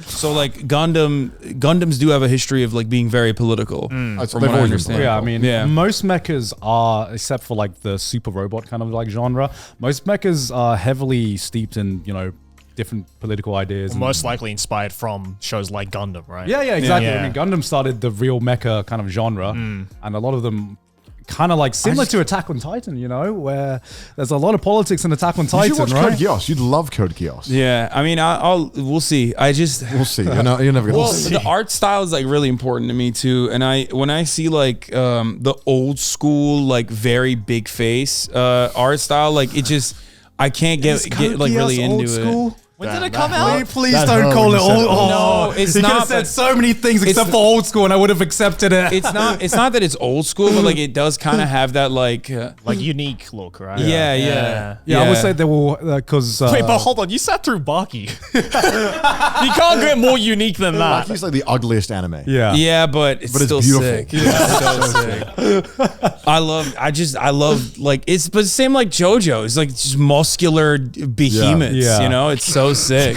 Because we need more of that in anime. I love it. I think it's me great. too. If you love that, then you should watch Fist of the North Star. I've heard about that one. Yeah, that is definitely old That's school. very old. Yeah. That is kind of like I think what Did Fist of the North Star come before JoJo? I think it did. Didn't it? Yeah, it did. Yeah, it inspired it. JoJo. That's where the Omaiwa Mo Shinderu meme comes from. Oh, okay. Yeah, It's sick. Like fucking sick. Explodes. So good. Fist of the North Star. No, that's a really classic anime. Do you watch old anime at all? Because I feel like a lot of people now, if it gets past a certain point where it becomes like hand-drawn anime, a lot of people aren't interested. I love hand-drawn though. I do like hand-drawn anime too, but it's it depends. It totally depends. Like sometimes it's harder to get into. I mean, I watched all of the old One Piece episodes. You know what I mean? That's hard to do. Which hasn't aged very well. I can't. Yeah, like and it was definitely like significantly slower in the beginning too. Oh yeah, like, yeah. So we're going for more like Saturday morning cartoon as opposed to like telling a serious story. Yeah. So I think a lot of filler as well. A lot of filler. Dude. Yeah, the website's dedicated to letting you skip filler. I use that. Yeah, like I use the One Pace. I have the I don't use One Pace because like I don't want to download it because like it's too much work. But I use like the filler anime websites. There's animes that tell you which skip. It's so clutch because like I mean I can even tell sometimes when it's like very clearly filler. Oh yeah, you know. Yeah. Like especially when they don't feature like any of the main characters. Oh yeah. Yeah. And you're just like, why did you make this episode, man? You watched Hunter x Hunter? Yeah. It's great. Hunter. Oh, another. Okay, I have another spicy Hunter x Hunter take. Are you ready? All right, let's go. Let's go. I think the Chimera Ant arc is too long. That's a common take. Okay. Okay. That was like people get so mad at me when I say this. I mean, a lot of people like the Chimera Ant. I like it. It's great. But like if you literally just look at the episodes or chapters comparatively, it is like more than everything else combined before it. Because it's like what 80 episodes in the anime. Or something. Jesus. It's like half the anime. I feel. Yeah, and the anime is 144 or something, and it's most of it. And it's long. It is long, and I think the first part of the Chimera Ant arc was a little bit slow. Just a little bit slow. Yeah. And then Hunter x Hunter, greatest pedophile villain of all time. I mean, another common take. It's just like it's just so crazy. He's like licking his lips, thinking about going. It is wild to see the extent that people will go online to defend a pedophile if he's kind of cool. Yeah. They shouldn't have made him so cool. He's that's what's fucked up. Because he's like the strongest guy. Yeah, they should have been like, that's a bad guy and he's weak. He's like literally the most strongest, most mysterious character in the show. I feel like they would they really limit tested that because they're Hisoka's always been like a creepy character, right? And then there's the scene where he literally says, "I'm getting an erection right now," and it's just like okay. I don't know if that's limit testing at that point. They broke through. They put the gas. They're like, okay, can you? This still your man's after this scene? This still your man's? It's insane. Shonen Jump looked at that and was like, "Yeah, publish it. Let's go." Because like one of the most epic fights in the manga is between what's his name? Crollo, and Hisoka. Yeah, they fight in the manga, and it's like insane. It's like the most insane fight if you can get through his really bad manga drawings. Oh yeah. Oh he usually repatches it for the actual volumes. Yeah. He would. It's been cancelled now. So really? Yeah. So it's not happening anymore. But he did not because of the pedophile. No. Like just cancelled as in the series. Unfortunately, that doesn't get you cancelled in Japan. You gotta finish it, dude. I'm a completionist. His drawings were like so bad. It's because he had a serious back really bad back pain. But it's like at that point you're like, just wait, just hold up. Why don't they you can't have someone else like try to recreate it? Don't mangakas also have like, apprentices and shit? They do. But Togashi is like known as like a super perfectionist. Like I think during Yu Yu Hakusho, he didn't have a single assistant. Like he drew all of that himself. But like, mangakas are overworked to death. Oh yeah. And, he's been going through some bad health, and that's been like pretty well known. So I mean, it's not surprising. On the guy. I'm just I mean, we it's unfortunate. Yeah, I mean, I think after what happened to Kentaro Miura, like Berserk's author, I think every mangaka is like, oh, this is a thing that can happen now. Yeah. Okay, I better look after myself. Yeah. And I think, luckily, after that, fans are a lot more understanding about. I finally have an excuse to actually start Hunter x Hunter now that I know it's not coming back. Yes, Joey, finally. So finally I can start reading it. Yeah. I feel like just like some of the most iconic fights in anime are in Hunter x Hunter. There's just so many banger fights that don't drag on too long. I feel. Also political, you got healthcare. wait. Okay, break that down for me. The fucking, what's the guy? It's so long since I watched it, but the main guy is not going, the tall one with the glasses. Fuck. Oh god, I'm forgetting his name. Leorio. Leorio, yeah. Bro, why is he even involved?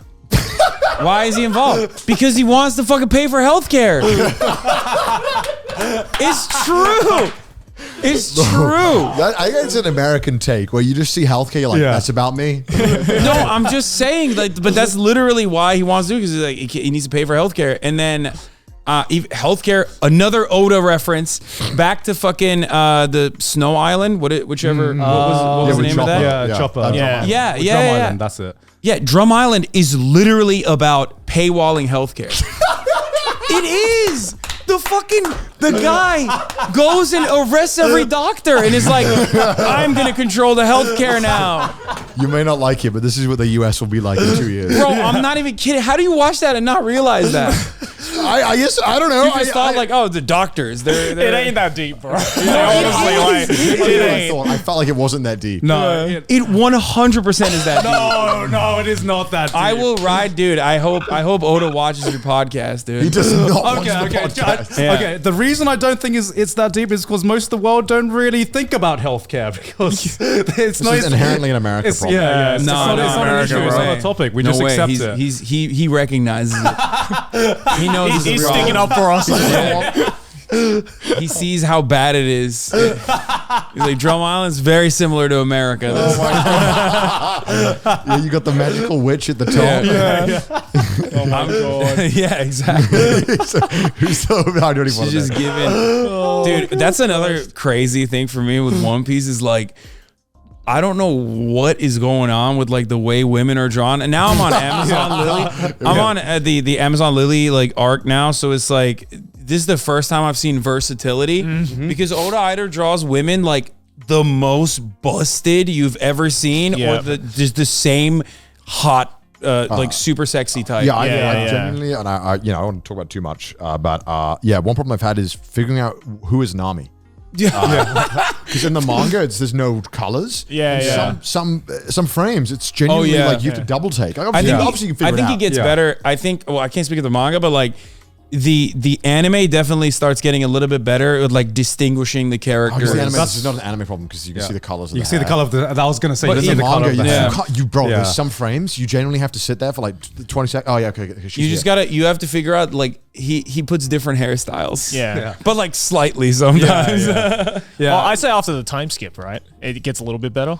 You think? I have not seen it. I know there's a time skip coming, but I want to hear about it. I know. I was scared you're about. No, I wasn't gonna go in just in case. Yeah, just in case. Don't mention anything. I know it's gonna happen. I thought, wow, I'm 500 chapters in, and it still hasn't happened. Okay, bro, how the fuck are you in Japan and like don't get it spoiled all the time? Okay, no, I do, but there's so much shit. There's so much One Piece stuff. It is impossible to piece anything together. Okay, I go to the gym, motherfuckers watching it all on the treadmills. I don't. I cannot escape One Piece. It's impossible. It's awesome. But there's so much One Piece that like you have no idea when shit is going to happen. Yeah. And because like it's weirdish, like the art style is so weird. Yeah. And certain characters have these transformations, and it means nothing until I kind of have some context. That's one thing I love about One Piece is that they change outfits a little bit. Yeah. Which I think is so sick. I wish other animes Not did enough that. anime do that. Yes. You know? And I wish more anime did do that because it makes them feel more like actual real Yes. people. Killer has drip in Hunter x Hunter. He's always changing. Oh, outfits. everything Takashi draws.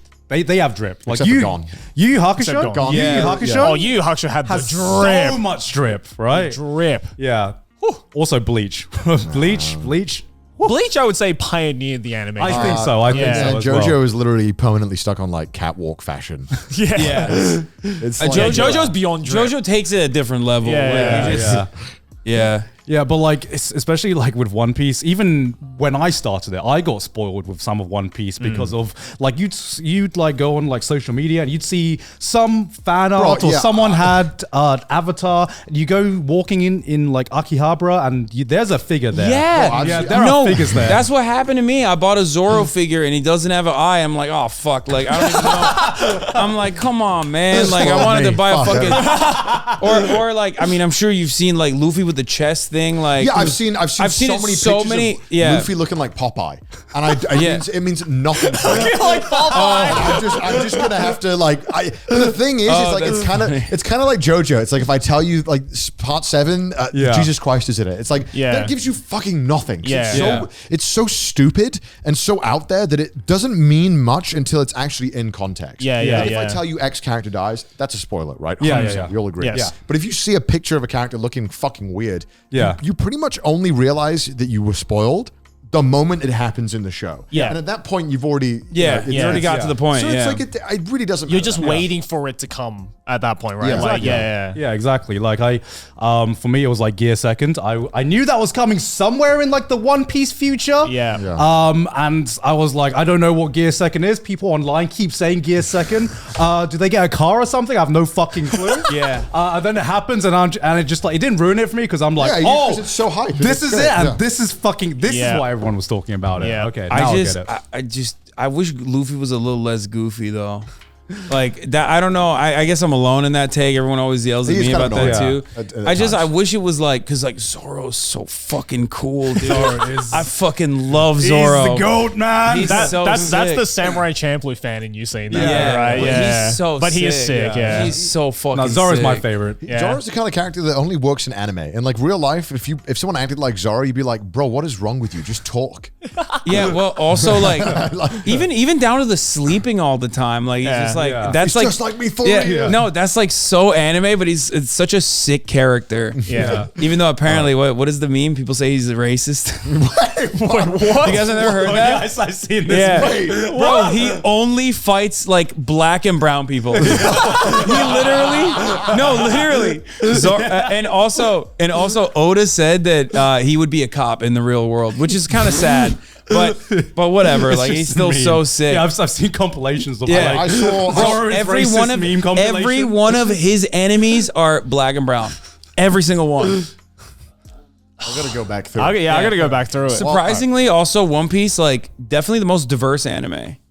I will say that. I think if you've gone that long, it'll just happen. I think. I think naturally, Oda's just learned that like, diversity is a thing, and it's just like, okay, I think part of the reason that I mean, Luffy is like supposed to be Brazilian, right?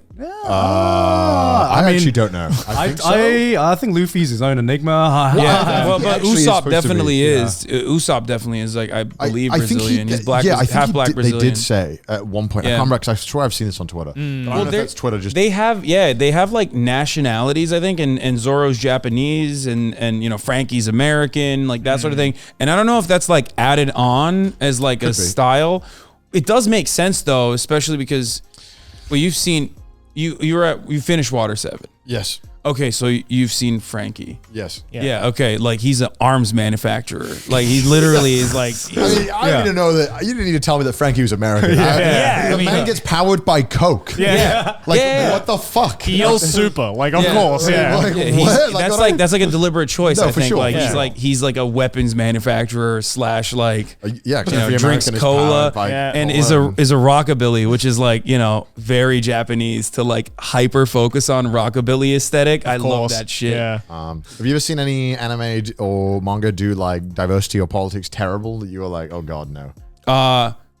Was it Durarara? Durarara. Okay. Durarara. Okay. Where You're like Simon? there's a black sushi chef. Simon. Bro, like that's gotta be racist, dog. Like I saw that, I was like, what the fuck? Like, what are you doing? Even Japanese people looked at that and was like, yo, that ain't him. Like, what the fuck did you do there? Like, why did you've never seen a black person? Like,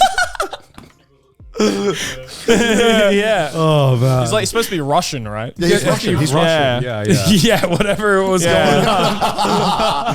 I remember that. I remember seeing that. I was like, okay, that's a bit much. Damn, I think you're gonna. That's like in my head. There's like way worse examples. Yeah, I Show 21. Yeah. I think Gantz is probably the one. Oh, Gantz, yeah. But that's only in the manga. That's only in the manga. Yeah, they scrubbed that. Yeah. Wait, what happens? I want to know. So bad. It's so bad. You want to explain it? You want to explain? It's so absurd that if I say it, I feel like I must have misremembered it because there's no way it can be that bad. Wait, really? What the fuck? So he wants to get framed for a shooting, right? Yes. A public shooting because Gantz is extremely edgy.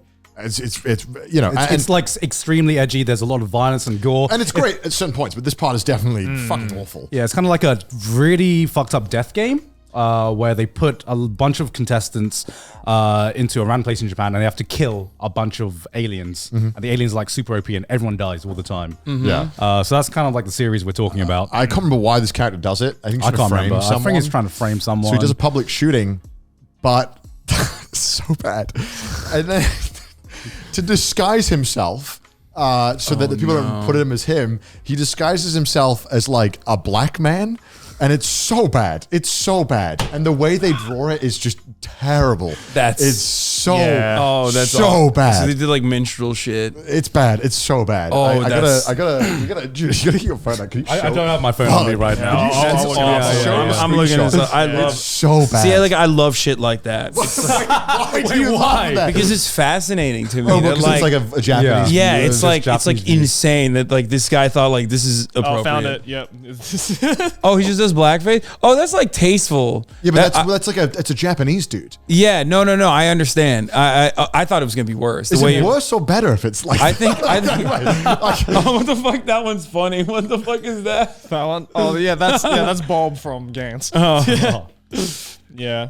That is that's the frame. That's the frame. It's so bad, dude. It's pretty bad. That's not as bad as I thought it was gonna be. Well, it's just the notion. I of thought like, it was like I've got to disguise myself. I thought it was like gonna be straight up minstrel shit, like fucking old depictions, like old timey depictions. Yeah, Americans can get way more racist about black people than Japanese people. No, I know. Trust me. There's something about it in anime that feels so weird and out of pocket. Yeah, because it's like whoa. There's something about it that feels uneducated about it, right? Where it's like they just maybe see it in media. And they just, that's why Baki is the best at black representation. Like Biscuit Oliva is the GOAT. Yeah, he is the GOAT. He runs the prison. Yeah. Very just fundamentally weird attitude about how American carceral structure works, but is that how it works? You get the biggest guy eats everyone else and all the wagyu.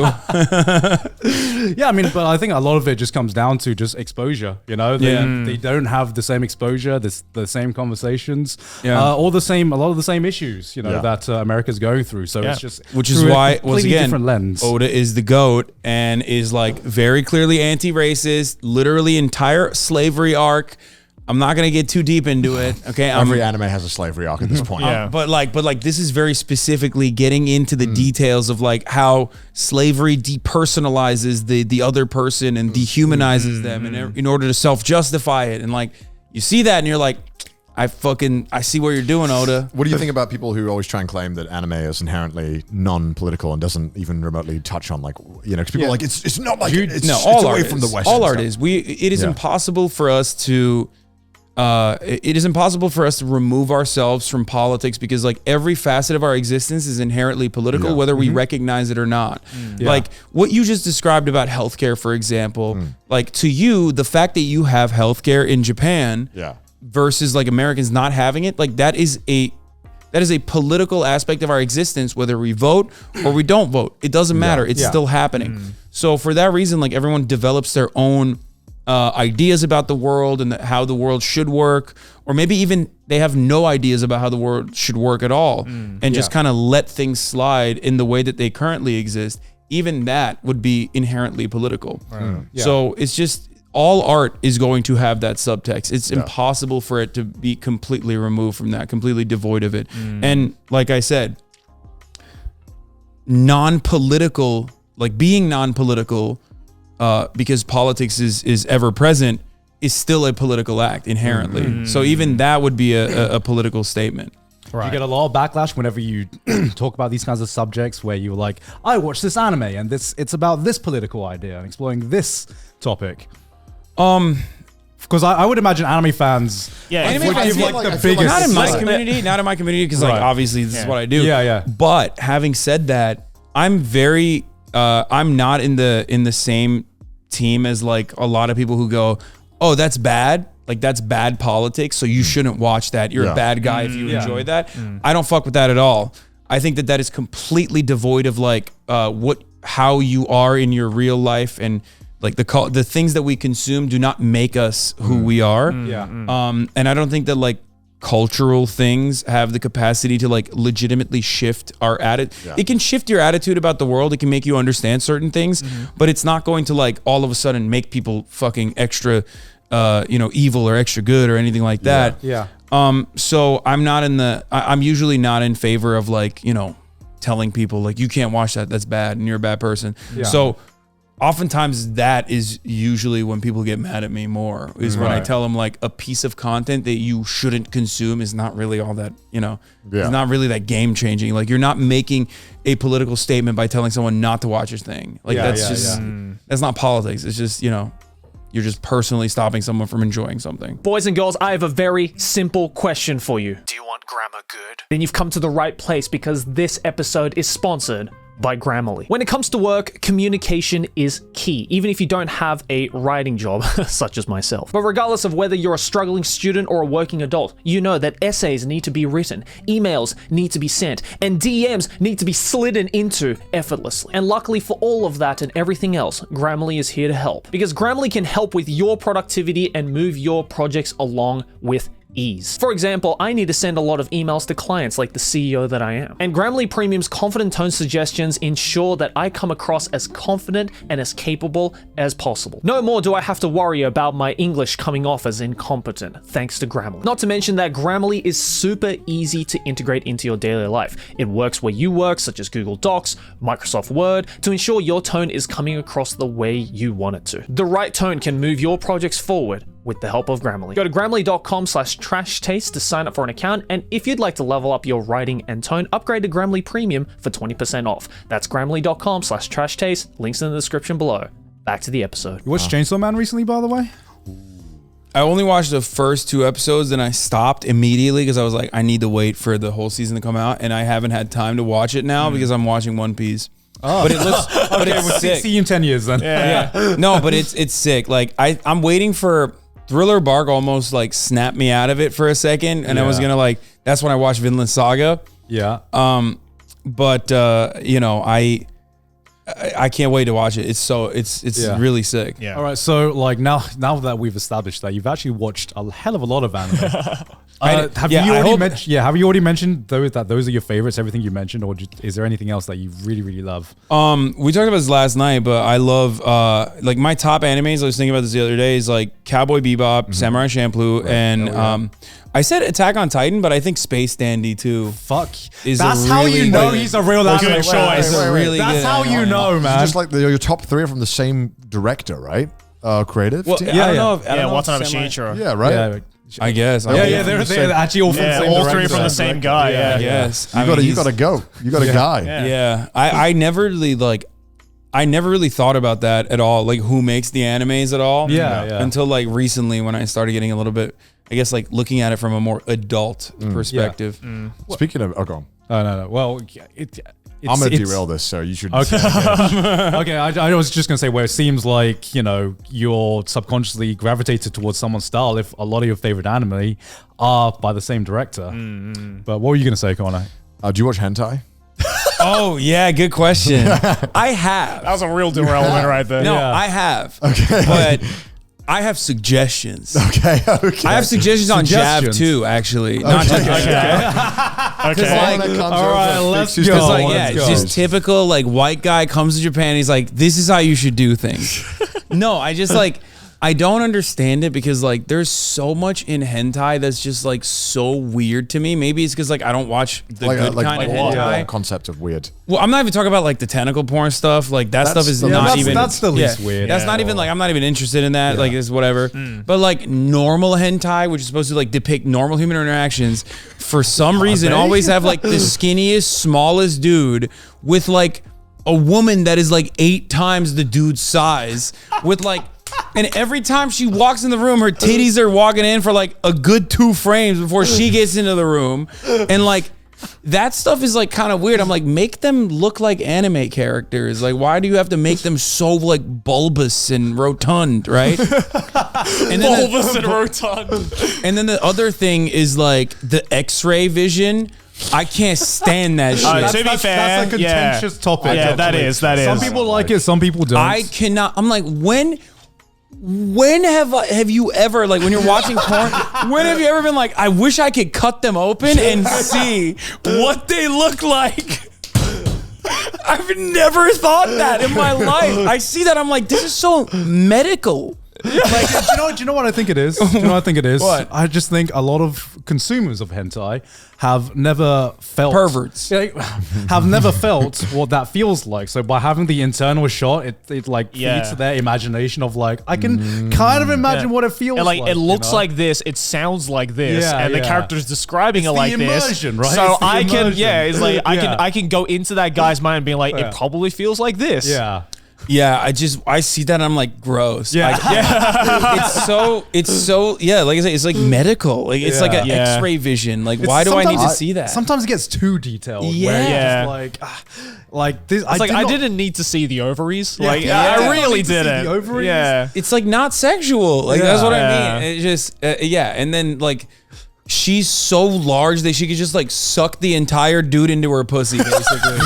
And it's like, what the fuck? Like, what is happening? Why can't they have like normal proportions? Like, just make fucking Attack on Titan all over again, right? Yeah, just like, grown up Hinata in the fucking, just do that. I'm fine with that. Like that would be great. Okay. I'm surprised you didn't mention the types of genres that it is. It's more often than not, Netro Rare is the most popular one. Oh, I don't know the genre. Like, I'm not that into it. Like, I'm not. Well, it's just if you watch any, you probably come across it because it's just everywhere. Unavoidable. And then normally the ones that look the best. Do you know what this is, Netro Rare? Well, go ahead. It's your field of expertise. Why is it my field of expertise? He knows.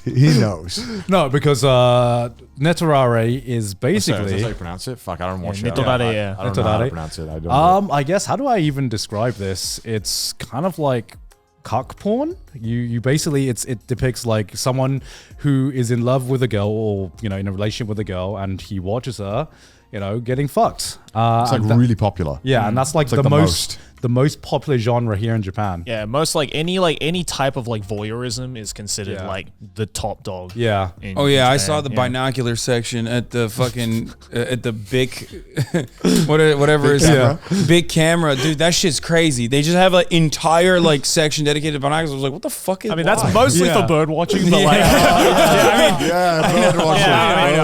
Unless you're watching a different type of bird.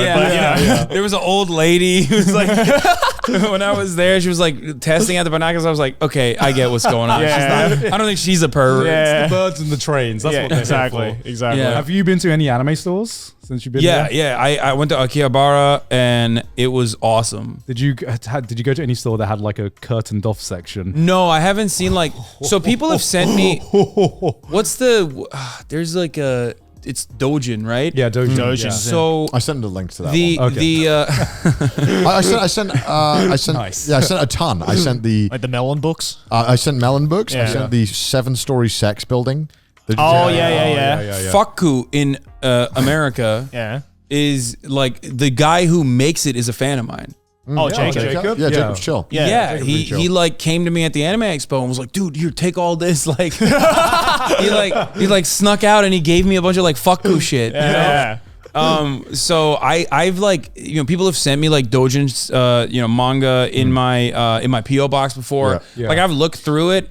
I can't, like, it's too almost fascinating that I can't like get into it. You know what I mean? I don't know. I don't think it's fascinating. I mean, some people just can't get into drawn, like physical. No, I want to, bro. I watch a lot of drawn shit. Like, trust me. Why won't it work? Yeah, literally. Please. I'm over here fucking sweat just dropping down my brow. I'm like, come on, man. Fuck. Why do I have to see the study X-ray material. vision? Holy fuck. Yeah. Wait, so what was your contention on JAV? Oh, I mean, I got a lot. I'm very pro sex work. I actually I used to date a porn star who like actually shot some porn here in Japan too. Okay. I'm friends with some Japanese porn stars, like Raylo Black being one of them. Even though she doesn't shoot Jav because she has sex with black people, and sometimes that's like, I guess, not allowed. Okay. Jav has like a lot of restrictions from what I understand. Like, Yeah. from the It's all from very the, secretive as well. yeah, Yes. it's like very it's very hardcore. But other than that kind of stuff, other than like the actual sex worker's perspective on it as a consumer, like I want to. Well, there's a couple things. One, blurred penises and pussies. Yeah. Yeah. Fuck that shit. Yeah. Someone I needs agree. to be like the brave guy who just fucking fights for that in Japan. Like someone needs He to. dies on. Yeah. Yeah, like someone needs to be like the guy who's like, oh yeah, let's do an anti-censorship law or something. It's hard to be that guy who's like, all right, please vote for me. By the way, one Yeah. of my main policies is removing the Not the main one. Don't make it the main I one. sneak it in. I think that would either like. I think it might work. I think it could work, or like it would either backfire or immediately get you elected. There's no in between. There's no in between. No, I want to teach, like, I want to talk to the Japanese people out here. Like, I know AOC and a bunch of like American politicians like came to Japan recently, like right as I was coming in. really? Yeah. Because I was actually gonna originally do a podcast with her here because I was like thinking like, we're both here, we'll link up here. Yeah. Then I was like, Yeah. what the fuck? I could just do it in America. It doesn't matter. But they came and talked to some politicians, and I was like, fuck, I want to be one of those envoys who like teaches, sneaky ways of earmarking things into bills. You know what I mean? Go to the, how do you say it? Is it diet or diet? Diet, I think. Diet? Yeah. Yeah. Just go to the diet and just fucking pass legislation that is completely unrelated, but then hide that shit in there. You know what I mean? Your Honor, Yeah.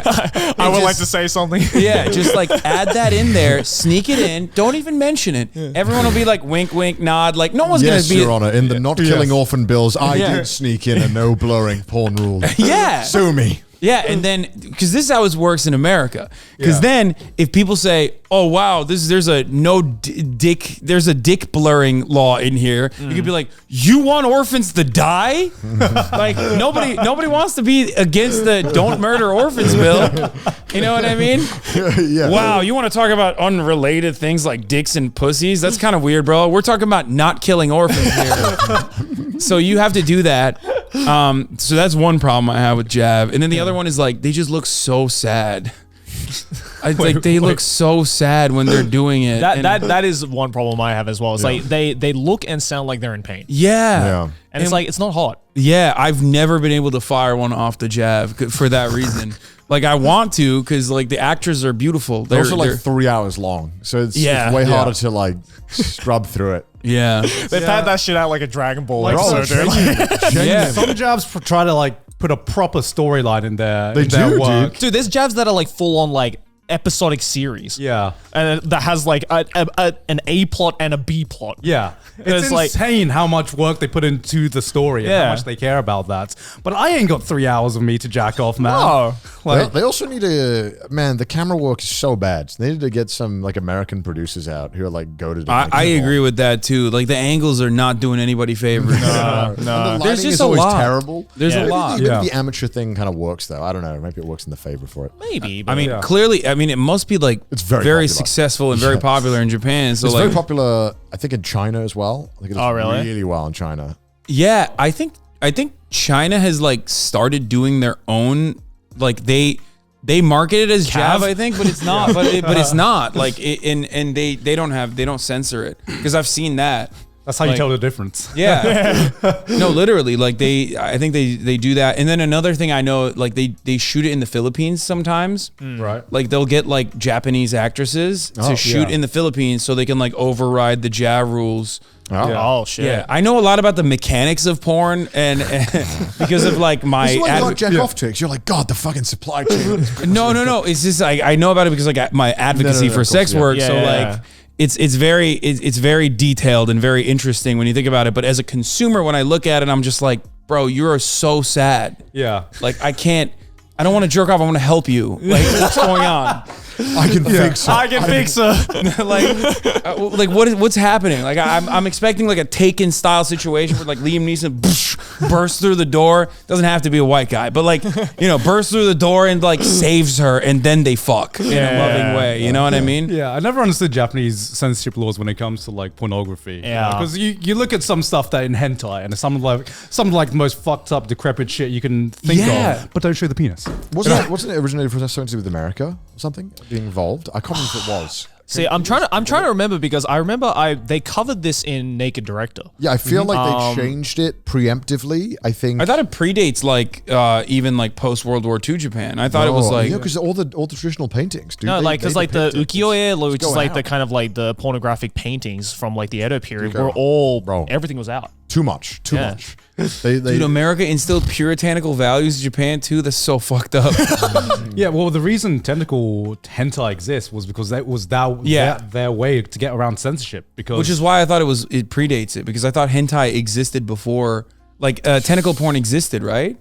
Well, the tentacle concept was from this ukiyo-e from I think it was like the 1700s. Yeah. But like. I think modern yeah, when the modern stuff came out. Because like back in that painting, the tentacles didn't look like penises, but they figured out that they could make something look if something looks like a penis but technically isn't a penis, we don't need to blur that out. Exactly. And so that was the way they got around that. Yeah, that's fucked up. Like that's just like that sucks. They should just show the penises. Yeah, like also just like some of the hentai and like JAV I've seen, the censoring is just so lazy to the point where it's like it's no secret what's behind the censoring. I do feel like bad I know for what's happening. I feel so bad for the Judas to censor 3 hours. Because you look at the censorship and you realize that's someone's job to Someone sit there manually and frame by frame blur out all of the penises. You know the thing is that it's not like you said it's gonna get lazy, but like the actual like blurring, because if you ever had to blur a video, you know it's not easy to get the shapes. And they are doing it like as little as possible, because I imagine customers get angry if they blur too much. And it's like just the right amount of pixels, and they're moving it all the time. Like this is psychotic. Millions just of frames. I'm surprised the editors haven't had an uprising and lobbied them to get rid of this. You can tell sometimes you see a JV and you can tell that the censorship guy definitely loved their jobs, because you can always tell there's always the surface area of the censorship. Some are just like cutting it close, and some are just like, we're just gonna cover half the fucking body. Whatever, man. I don't get paid enough for this shit. America. That's a master in his craft. Dude. Yeah, right. What was your? Said it was America. Well, they did it like preemptively. Censor America? No, they penises, self-censored around the same. I thought it was America's done a lot of fucked up shit to Japan. I'll say it. What was the reasoning? Not a controversial take. One of the censoring that was like, so the Meiji period, the Pacific War, did have like a part during the to censor like a lot of like. Yeah, so it was the Meiji Restoration, right? Yeah, which is basically where Japan started incorporating Western like political values and stuff like that. That is the most common. That is literally the entire planet. Like like even, I mean, I've talked about this before, not to get too political, but like I talk about this on my stream all the time, of like homosexuality, for example, in like the Ottoman era in Turkey, or even in like the MENA region, was not even considered. Like it was just like normal mode of existence, you know? People are gay, who gives a fuck, whatever. And it's like Western attitudes that against homosexuality that stem back to like, I guess the dark ages, and you know, wanting to make sure that like, you know, a father and a wife, like a, you know, a father and a mother stayed together instead of like going out and fucking dudes, so that they could have as many children as possible, so they could repopulate at a time when like children were just like dying nonstop and you needed more farmhands. That culture and that attitude absolutely it was the reason why so many cultures, even all the way out here in the Far East, are homophobic. Yeah. Like, I'm not educated enough on this. No. Yeah. It's just, it's interesting to think about that. Like, it's such a powerful thing that, you know, you just slowly but surely change the way people view their, you know, daily existence. And then they take it on themselves, and you know, and that's how you get blurred dicks and penises in Japanese adult video. God damn it. It's fucked up. It's all those farmers in the dark ages, man. If it wasn't for them, we would have been able to see everything. It's like the domino meme. It's like farmers in the dark ages. Censored JV. Censored hentai. Yeah, it's fucked up. Yeah. Jesus. It's the church, man. They fucking ruined everything. Yeah, because censorship had back in the Tokugawa period as well. It's like Christianity is like, so they have to censor. Yeah. And ban all those books away from people. Oh, yeah. Okay. All right. Damn Christianity. Yeah, it's fucked up. So we've been here for like over an hour and a half now. We haven't asked you how your time in Japan's been yet. Yeah. You've been living your best weeb life. Yeah. Dude, it's so, I love it, dude. It seems insane that like people just live here and like go to work. No, I'm not. What do you mean by that? What do you mean by that? It's wild, dude. Like people just fucking straight up go to work and like and live here. When you think about it, I'm like, everything is awesome. That is the most weeb thing you've said all podcast. You are the biggest weeb I've met. Fucking weeb ever. No, you are literally that meme, which is like thing in Japan. It's like, oh no, but like it is like that. People don't understand it.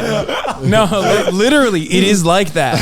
Oh my god! It's I don't know what it is. Like I mean, it's There's just a magic to it. I think there definitely it's is. not supposed to work. Like Japan is not supposed to work, but it works somehow. I don't know what how. do you mean? Just everything is everything that I would normally look to with like my political understandings and like everything I know about the world, like Japan basically took on and was like, no, we'll make it work. And it does somehow. Like you have 3,800 homeless people on the entire fucking island. But like at the same time, it's not like the country's doing really well economically. Right. You know what I mean? Younger generations are very frustrated with the lack of opportunity.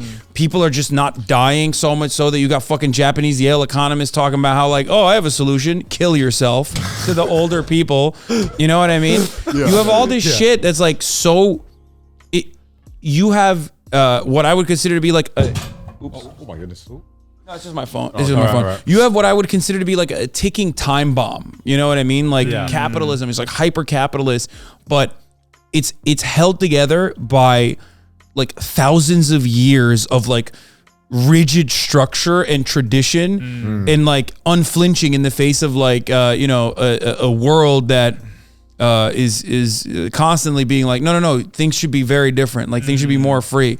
So in some ways it's shitty, like with the, the hentai stuff. Or, that's at the top of the list. The blurring. Japan's social issues, censored hentai. Like blurring of the penises and vaginas, like that's weird. But also at the same time, I think like that is still the reason why, you have such an emphasis on like cleaning your own space, making sure that you have, making sure that you leave the place better than you first left it. Yeah. It's a very like I would say like collectivist, but like that collectivist society creates like very selfless people. Or where it's like I'm at the bottom of the priority and everybody else is above me kind of thing, right? So it's like that, and when everybody is like that, then everyone's looking out for each other. Yeah. which is crazy because at the same time, it's like insanely capitalist. So you're like, how the fuck does this work? Because in America, we're insanely capitalist. It's a hyper-capitalist dystopia, but then also people are hyper-individualist.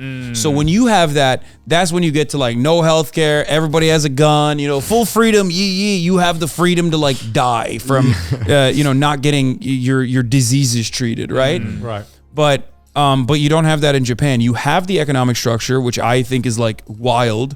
And you know, inherently incredibly exploitative, but then it still somehow works.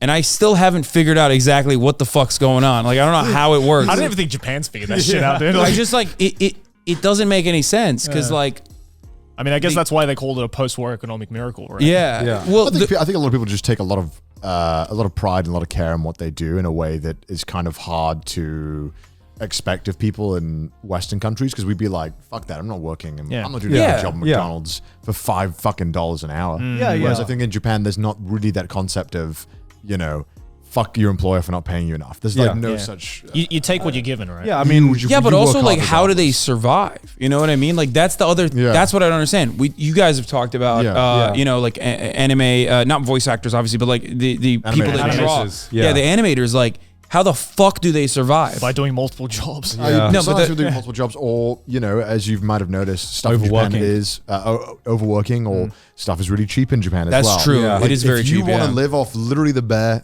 essentials, you can kind of do it pretty cheap in Japan. You won't live well, but you can survive. You know, that does blow my mind though. Like, because housing. You know what I mean? Like, that's a huge problem. Yeah, that is a big problem in Tokyo. And not even just in Tokyo, but like, I don't understand how they spend so much less money overall, and yet like this is an issue that they've been able to not fully eradicate, obviously. No, I mean the economy but certainly is not still do a lot better than America. In some aspects, yeah, I think so. Yeah. The best example is the railway system, right? I mean, it's a marvel. Obviously, it's like originally it's government funded because you have to do it like that. That's a massive infrastructure project. You have to get the government and the tax dollars to pay for it, right? Yeah. But also now it's like fully privatized. A JR. So that's the reason why you see like so many railway switches in between, and like all this like frustrating, all these like frustrating things that you experience without even realizing why it's happening. Well, that's because it's owned by like multiple different companies, right?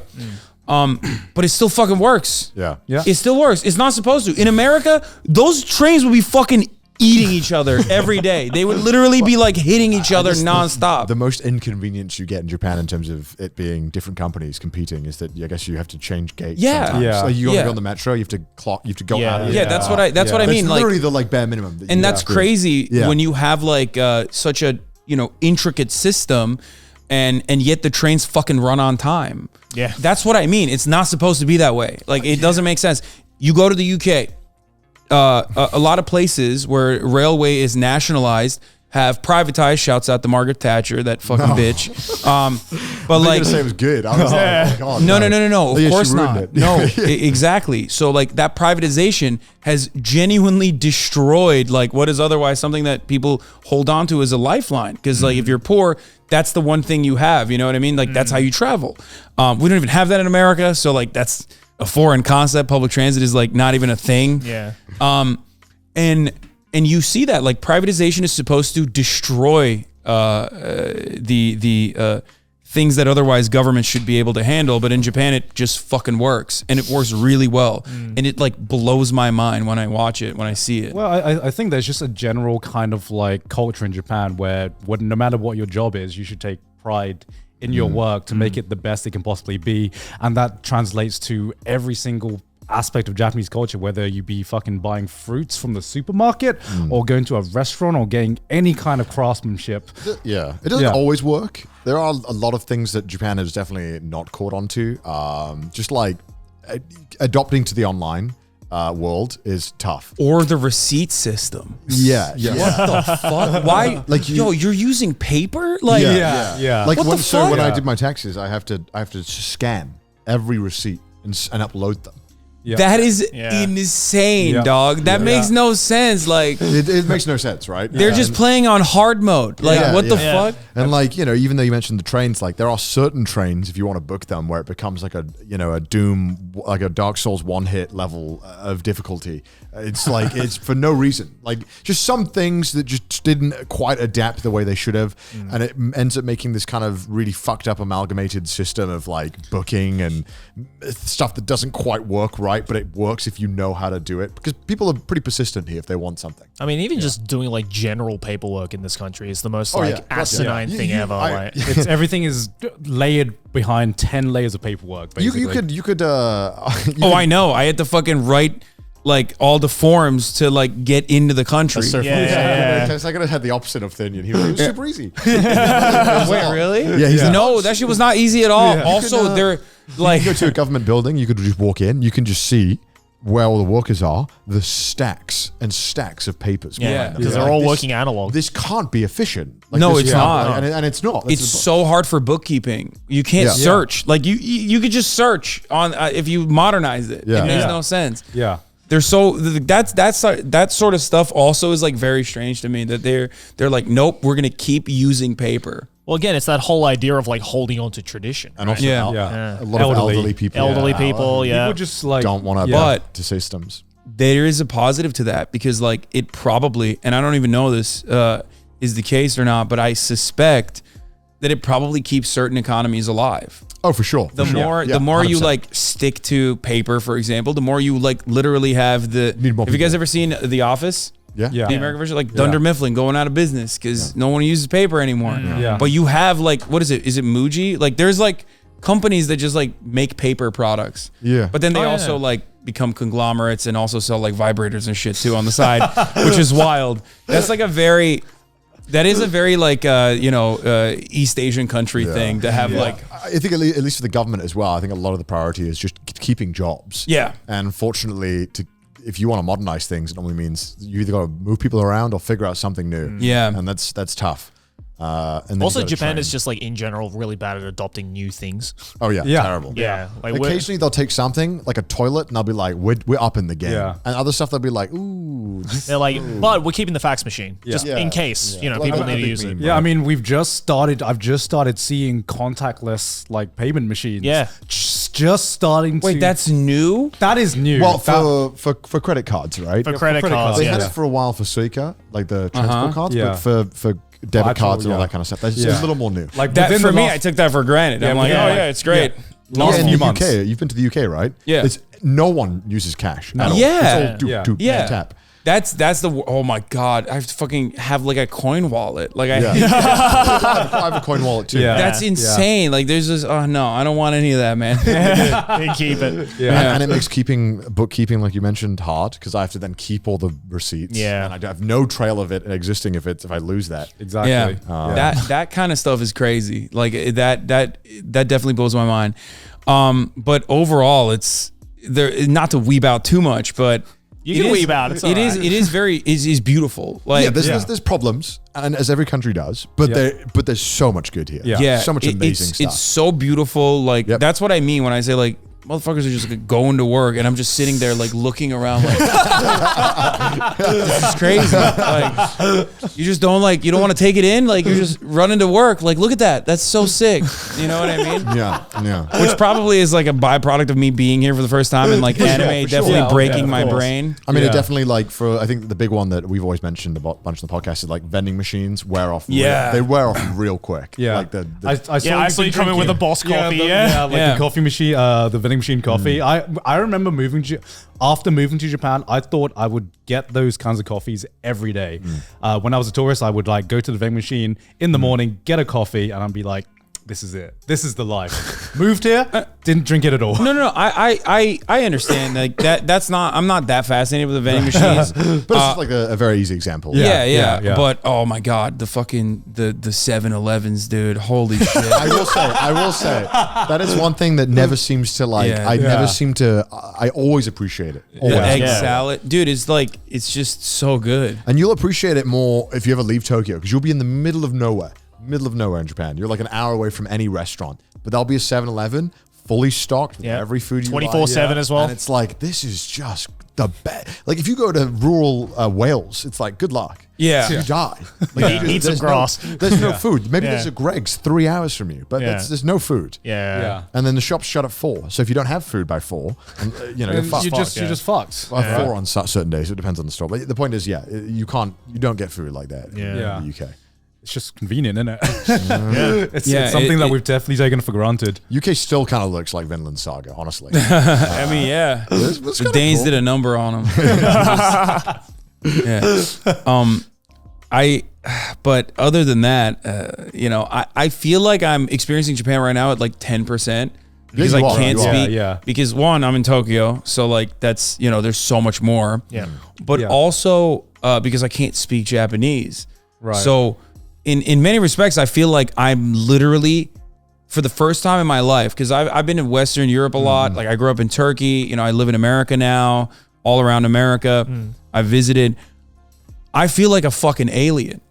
Like I feel like I'm an alien that just landed on another planet that just kind of really looks like my planet. Yeah. With people that kind of look a lot like me as well, but I can't understand anything. Yeah. Right. And it's so shocking because like with the Latin alphabet, you really take it for granted. You it go helps anywhere. a lot. You go anywhere else, like you can Yeah. still kind of make sense of like what you go to Germany. I don't speak German, but like I can make sense of like what I'm looking at. Yeah. But with like kanji, I'm like, what the fuck? What?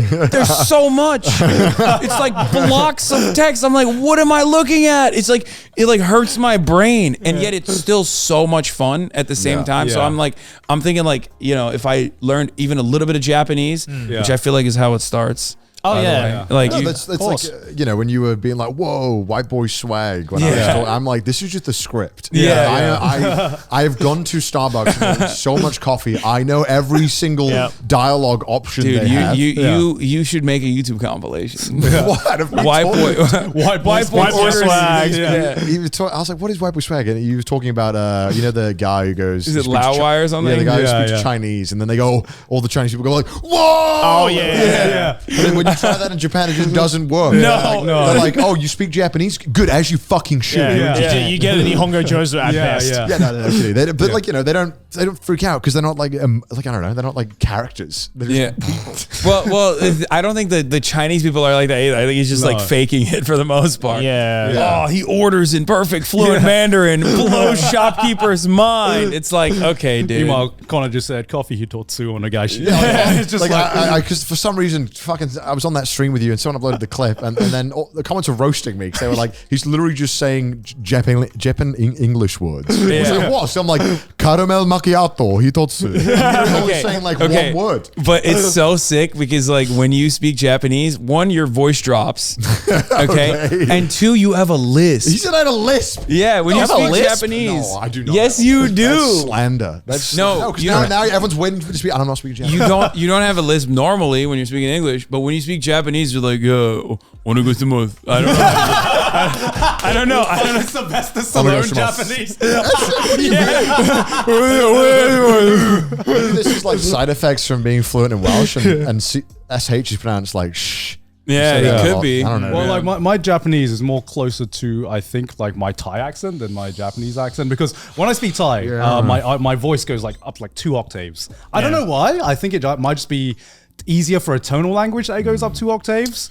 I've heard my Japanese, like my voice gets a lot higher when I speak Japanese. Yeah. But like when you say it, you don't notice it. Well, Wait, what about with you? Like, does it change with Turkish? With Turkish? Yeah. Definitely, yeah. People say I sound like way more aggressive. Well, that's just Turkish like culture, though. Yeah, I guess. I think that's just the language, yeah. Like I'll say like, I love you to my mom or something in Turkish, and people are like, what the fuck? Like, why are you yelling? Like hadi öpüyorum anne. Like that, it doesn't sound like that. It was about like, okay, I'll kiss you, mom. You know what I mean? Like, that's how you say like I see you. But Japan is the opposite. If you want, Japan is literally the opposite. Yeah, Japan is like korosuyo. It's like I'll kill you. It's like oh my god. People say things very polite, but they'll literally be saying it, but they won't even be saying bad things. But they'll be the context of what they're saying is like, I will fucking murder you. For me, I feel like because of watching so much anime and also because I speak Turkish. when I say things in Japanese, I feel like I'm saying it wrong. Like I was like matane. And it's like that's not how you're supposed to say bye. I don't think. You know what I mean? Sound like Yakuza, right? Yeah. Your size, you can't be speaking like that.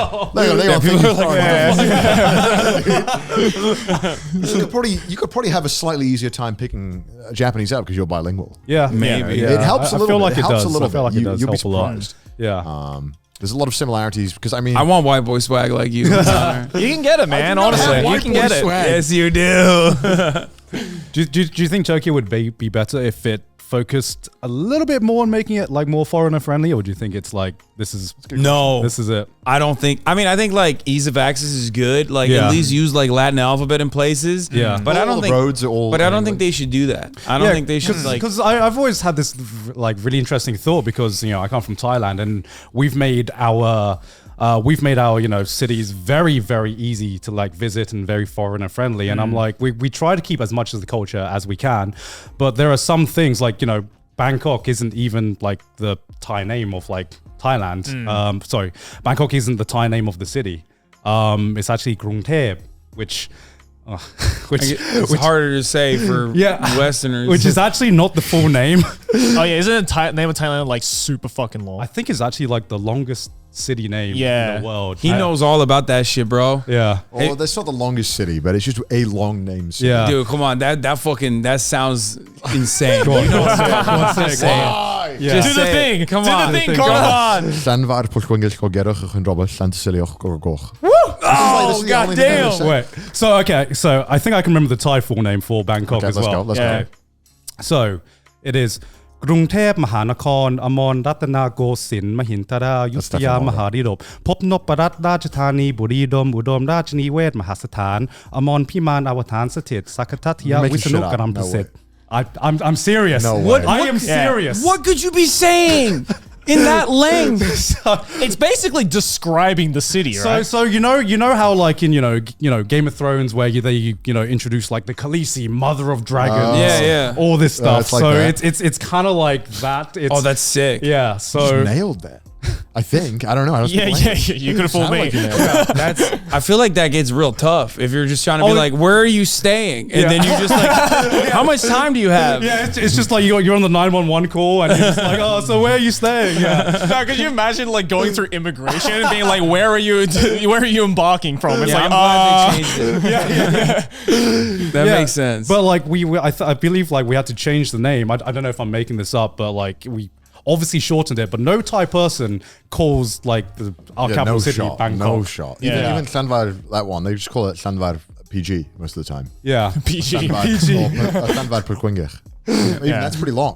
Yeah. That's hard though, because it's just like an unnatural way to talk, I think, for most yes, people. bro. Welsh is like, why the fuck do you have so many throat sounds? Like, what's happening? Welsh is the most like, can I buy a vowel, please? Similar like throatals. I mean, we have but that's like it. We have like yumushake, which is like a soft G. So it's like a G with like a thing on it. Yeah. Okay. But like those are some of the sounds, but we don't have like ha ha ha like anything like that. Welsh is like, it's just like double L is.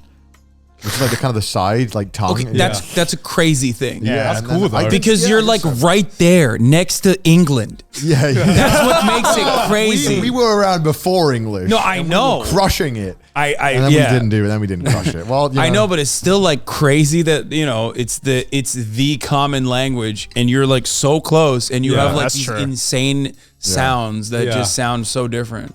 They really fought to keep it around. I'm kind of glad they did because compared to it's a lot more prevalent in Wales than it is in say like how Gaelic is in Ireland or and same in Scotland. There's a lot more Welsh speakers and it's taken a lot more seriously. Yeah, I think it's cool, really cool. I mean, keeping traditions, I think is like the more I grow older, and especially being in Japan, the more I think there are some traditions that if you try to like go with if you try to like lose some tradition to be more accommodating, sometimes you can lose a lot of good culture. Charm, you lose the charm of that it. name got to change though. That name, that needed a change. I like Japan the way it is. Why am I gatekeeping Japan? I've only been in for I get to decide what is good and bad. You've reached the final stage of like weeabooism now. You're like, no. I think like I'm basically Japanese at this point. They should definitely like the ease of access. If you want to like fix the aging population problem, like you have to have immigration. Oh, of course, yeah. Well, that's going to be hard to get votes if you do that. Yeah. Which is crazy when you think about it. Like, but you know, integration is definitely a component in a multicultural world, and I feel like Japanese people do not give a fuck about that. No. They're just like, oh, you're not gonna integrate? I don't give a fuck. Fuck you. I don't even want you here. So, is there anything you want to shout out? I stream on Twitch every day, even in Japan. A bit too much. Yeah, it's insane. Yeah, even in Japan, I've been waking up at 6, streaming for 8 hours every day. It's on that grind.